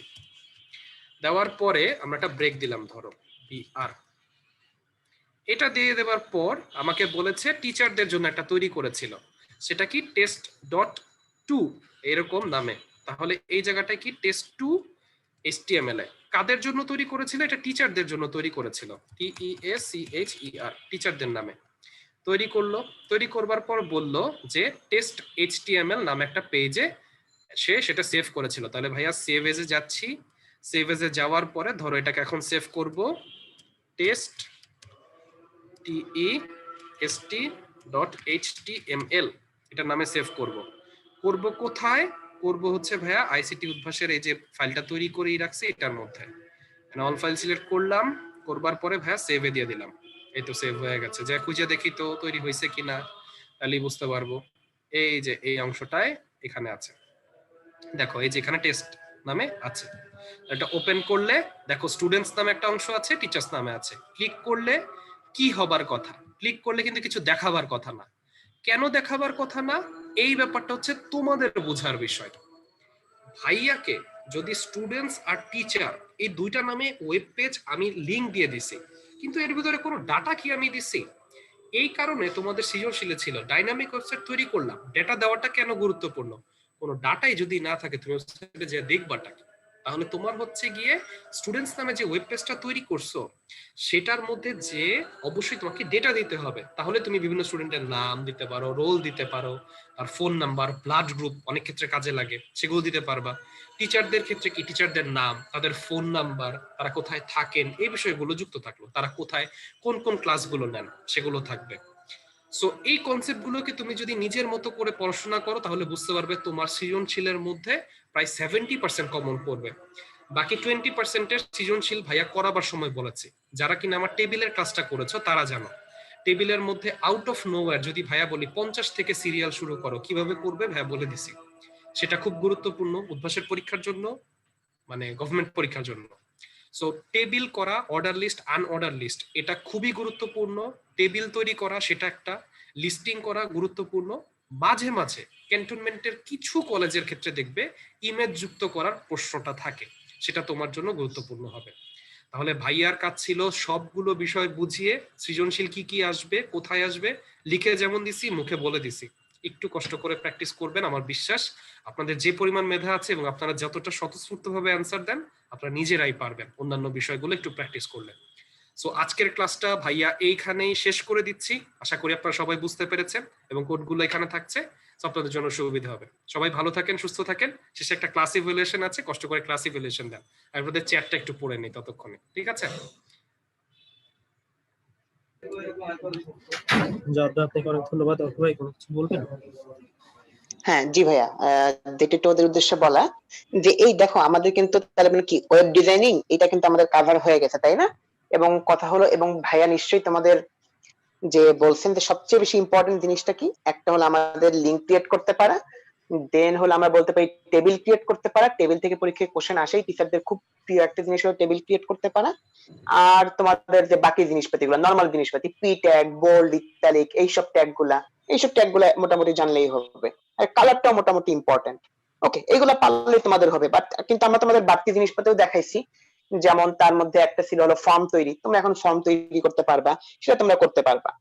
আর আরেকটা বিষয় যদি তোমাদের আমি একটু বলি, সেটা হলো যে তোমরা একটু অনেকে জানতে চেয়েছো যেটা সম্পর্কে যে ভাই আমরা এগুলো বাসায় প্র্যাকটিস করবো কিভাবে। তোমরা কিউএনডি তে লিখছো যে ভাই বাসায় আমরা বাড়তি জিনিসপাতি প্র্যাকটিস করবো কিভাবে। প্রথম কথা হলো আমরা তোমাদের যতটুকু পড়াইছি that's actually more than enough, তোমাদের পরীক্ষার জন্য মোর দেন এনাফ। বাট তোমাদের অ্যাকচুয়ালি সি প্রোগ্রামিং খুব ভালোভাবে শিখতে চাও, মানে আরো ভালোভাবে অ্যাডভান্স লেভেলে শিখতে চাও, বা সরাসরি তোমরা প্রোগ্রামার হতে চাও আরো আরো হাই লেভেলের, বা তোমরা বলতে পারো যে অ্যাকচুয়ালি আরো হাই লেভেলের ওয়েব ডিজাইনার হতে চাও, তোমরা কিভাবে আগাতে পারো। তোমাদের জন্য আমি একটা কয়েকটা ওয়েবসাইটের নাম বলে দিই। যে ওয়েব ডিজাইনিং এর জন্য তোমরা জানো W3 school, that's the best actually web designing এর জন্য। তুমি HTML এবং CSS সম্পর্কে খুব ভালো একটা নলেজ তুমি সেখানে পাবে।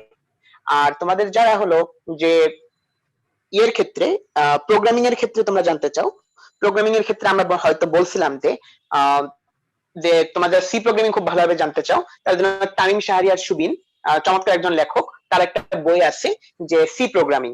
মানে এটা অবভিয়াসলি তোমাদের পড়াশোনার মধ্যে মানে অন্তর্ভুক্ত না, তোমাদের বাড়তি জানতে চাও যে তামিম শাহরিয়ার সুবিন তার লেখা বইটা হলো যে সি প্রোগ্রামিং। এই বইটা বাংলায় লেখা তো, আর জিনিসটা অত্যন্ত সহজভাবে লিখছেন, মানে দেখবেন যে আমরা সব টপিকই কভার করছি, আর ওখানে জিনিসটা আরো সহজভাবে লিখছেন। আর ওখানে তিনি আরো বিভিন্ন রকম কিছু ওয়েবসাইটের লিঙ্কিং দিয়ে রাখছেন। বইটা অনেক ভালো, তোমরা অনলাইন কপিও পেয়ে দিতে পারবা। আর আরেকটা বিষয় সেটা হলো, তোমরা যদি যে কোনো প্রবলেমে পড়ো, যে কোনো প্রবলেমে, প্রোগ্রাম রিলেটেড যে কোনো প্রবলেমে পড়ো, জোস একটা ওয়েবসাইট আছে, দুইটা ওয়েবসাইট অ্যাকচুয়ালি, একটা বলতে পারি স্টেক ওভারফ্লো। স্টেক ওভারফ্লোতে অ্যাকচুয়ালি সার্চ দিলেই তোমার যে কোনো প্রবলেমে পড়ো না কেন, তোমার সেখানে গিয়ে সার্চ দিলে প্রবলেম গুলো মোটামুটি পেয়ে যাও। আরেকটা আছে টিউটোরিয়ালস পয়েন্ট। টিউটোরিয়ালস পয়েন্ট মানে এগুলো হলো জোস ওয়েবসাইট। অ্যাকচুয়ালি তুমি যদি জাস্ট গুগলে গিয়ে প্রবলেমটা লিখে সার্চ দাও, প্রথম দিকে জোস কয়েকটা ওয়েবসাইট চলে আসে, অতএব এগুলো নিয়ে খুব একটা প্রবলেম হবে না। আর একটা জিনিস অন্তত এইটুকু বুঝতে পারতেছো যে একজন ভালো প্রোগ্রামার বা ভালো একজন ওয়েব ডেভেলপারের কাজ হলো অলওয়েজ আপডেটেড থাকা। যেমন তুমি চিন্তা করে দেখো যে আমরা আগে HTML4 ইউজ করতাম, বাট এখন আমরা HTML5 ইউজ করতেছি, আমাদের কিন্তু আপডেট হয়ে যাচ্ছে অটোমেটিক। দেন আবার তুমি চিন্তা করো যে আমরা তোমাদের নোটপ্যাডে তোমাদের বইয়ে লেখা আছে, আমরা কিন্তু তোমাদের জন্য সুবিধাজনক হয় এই জন্য সাবলাইম টেক্সট এডিটর বা VS কোড এগুলো তো করে দিয়েছি, তাই না? এগুলোতে কিন্তু তোমাদের এই যে তোমরা আপডেট হচ্ছ। তারপর আমরা তোমাদের বলছিলাম তোমাদের বইয়ের মধ্যে ব্যাকডেটেড প্রোগ্রাম লেখা, conio.h ইউজ করছে, আমরা বলছি এটা ইউজ করার কোনো দরকারই নাই, তুমি কি জাস্ট stdio.h এটা ইউজ করবা, মোর দেন এনাফ। এই যে তুমি যে অলওয়েজ আপডেটেড হচ্ছে, নতুন তথ্য যে তোমাকে তুমি নিতে পারতেছো, এই জিনিসটা এনশিওর করতে হবে। আর আশা করি সমস্যা নেই, আমাদের জোস চ্যাপ্টার গুলো শেষ হয়ে যাচ্ছে, এইটাই যে একটু পেইনের বিষয়, সমস্যা নেই, কালকেও এরপরে কয়েকটা জোস চ্যাপ্টার থাকবে, বাট চ্যাপ্টার 5 এবং 4 আজকে শেষ হলো তো, I think you enjoyed this chapters and practice করবা এবং জোস অবস্থায় থাকবে ইনশাআল্লাহ। আচ্ছা, অর্ক ভাইকে অসংখ্য ধন্যবাদ। আমি একটা প্রশ্ন তোমাদেরকে হোমওয়ার্ক দিতে চাচ্ছিলাম, বাট বলার আগে আমাকে চ্যাটে একজন বলেছে ভাইয়া এটা যদি একটু করে দিতেন। ভাইয়া তাহলে একটু হেল্প করে দেই, যেহেতু হোমওয়ার্ক দিতে চাচ্ছিলাম এই প্রশ্নটা, যে 2 এর 4 এর এই প্রশ্নটা, তোমাদের দুইটা ট্যাগের ব্যাপারে তো বলে দিয়েছিলাম, সুপারস্ক্রিপ্ট আর আরেকটা কি ছিল, সাবস্ক্রিপ্ট ব্যাপারে, দুইটা কন্টেনার ট্যাগ ছিল। সেগুলো কি একটা লেখাকে যদি বড় করে মানে উপরে দেখতে চাই, একটা হচ্ছে নিচে দেখতে চাই, দেখো তো দেখি এই অংশটাকে যদি লেখাটা ধরো দেখতে চাই, প্যারাগ্রাফের ভেতরে ধরো লেখাটাকে দিলাম, সেটা কি এক্স। এখন এই এক্স লেখাটাকে এই যে এইভাবে করে এক্স দিলাম, এক্স এর এই লেখাটা নিচে ভাইয়া দেখতে চাই 1 কে, তাহলে কি লিখবো, ফার্স্ট ব্র্যাকেট এক্স লেখার পরে কোডের এখানে দিয়ে দিব সাবস্ক্রিপ্ট, দিয়ে 1 দিব, সাবস্ক্রিপ্ট শেষ করে দিব। তাহলে দেখতে পাবো কি, এটার রেজাল্টটা দেখতে পাবো এই অংশটায়, এটা হয়ে যাবে x1। এরপরে ভাইয়া দিলাম প্লাস, প্লাস লিখবার পরে এক্স, এরপরে কি 2 দেওয়া নিচে, তাহলে ভাইয়া এখানে কি করব, এই জায়গাটায় আবার সাবস্ক্রিপ্ট ব্যবহার করব, করে এখানে 2 দিব, এরপরে স্ল্যাশ সাবস্ক্রিপ্ট দিব, দেওয়ার পরে কি দিব, এই যে এই সাইনটা দিব, এই যে এই সাইনটা দেওয়ার পরে কি লিখবো, সুপারস্ক্রিপ্ট লিখবো, সুপারস্ক্রিপ্ট তার মধ্যে কি 2 দিব, তারপরে সুপারস্ক্রিপ্ট। এই একটা অংশ ভাই একটু হেল্প করে দিলাম, আমি একটা হোমওয়ার্ক দিতে চাচ্ছিলাম, যেহেতু আমাকে একজন বললো ভাই একটু করে দেওয়া যায় কিনা, অর্ধেকটা করে দিলাম, ঠিক আছে? এই অর্ধেকটা করে দিলাম, যদি না পারেন ভাইয়া, যেমন আজকে যারা আমাকে শুরুতে বলে দিয়েছিল যে ভাইয়া সমস্যা ছিল এই সমস্যা, আমি কিন্তু 10 মিনিট আগে তাদের অ্যান্সার একটু লিখে বা মুখে বলে দিয়েছি। যদি সমস্যায় পান ভাইয়া নেক্সট ক্লাসে অবশ্যই এটা করে দিব, কোনো টেনশন নাই, একটা হোমওয়ার্ক দিয়েছি ছোট। আশা করি সবাই ভালো থাকবেন, সুস্থ থাকবেন। অর্ক ভাইয়াকে অসংখ্য ধন্যবাদ, অনেকগুলো প্রশ্ন ভাই অ্যান্সার দিয়েছেন। সবাই তাহলে ভালো থাকো, আজকের ক্লাসটা ভাই এখানেই শেষ করে দিচ্ছি, ঠিক আছে? নেক্সট ক্লাসে ইনশাআল্লাহ নতুন একটা টপিকে তোমাদের সাথে দেখা হবে। জি ভাই, আপনাদেরকে অসংখ্য ধন্যবাদ। আর স্টুডেন্ট ভাইরা, তোমরা অনেকেই কোশ্চেন করছো যে ভাই আমরা হচ্ছে ওই ব্যাচ টাইমটা পরিবর্তন হচ্ছে কিনা। হ্যাঁ, তোমাদের হচ্ছে এই ব্যাচ টাইমে হচ্ছে ক্লাস হবে, যদি তোমরা কেউ চেঞ্জ করতে চাও সেটা হচ্ছে 4:45 আরেকটা ব্যাচ আছে, ওইটা ব্যাচ টাইমে ক্লাস করতে পারবা। এই তো আর কি। আর তোমাদের হচ্ছে কালকে ক্লাস আছে, তো ইনশাআল্লাহ জয়েন করে সবাই সবাই ভালো থাকবা, সুস্থ থাকবা, আল্লাহ হাফেজ।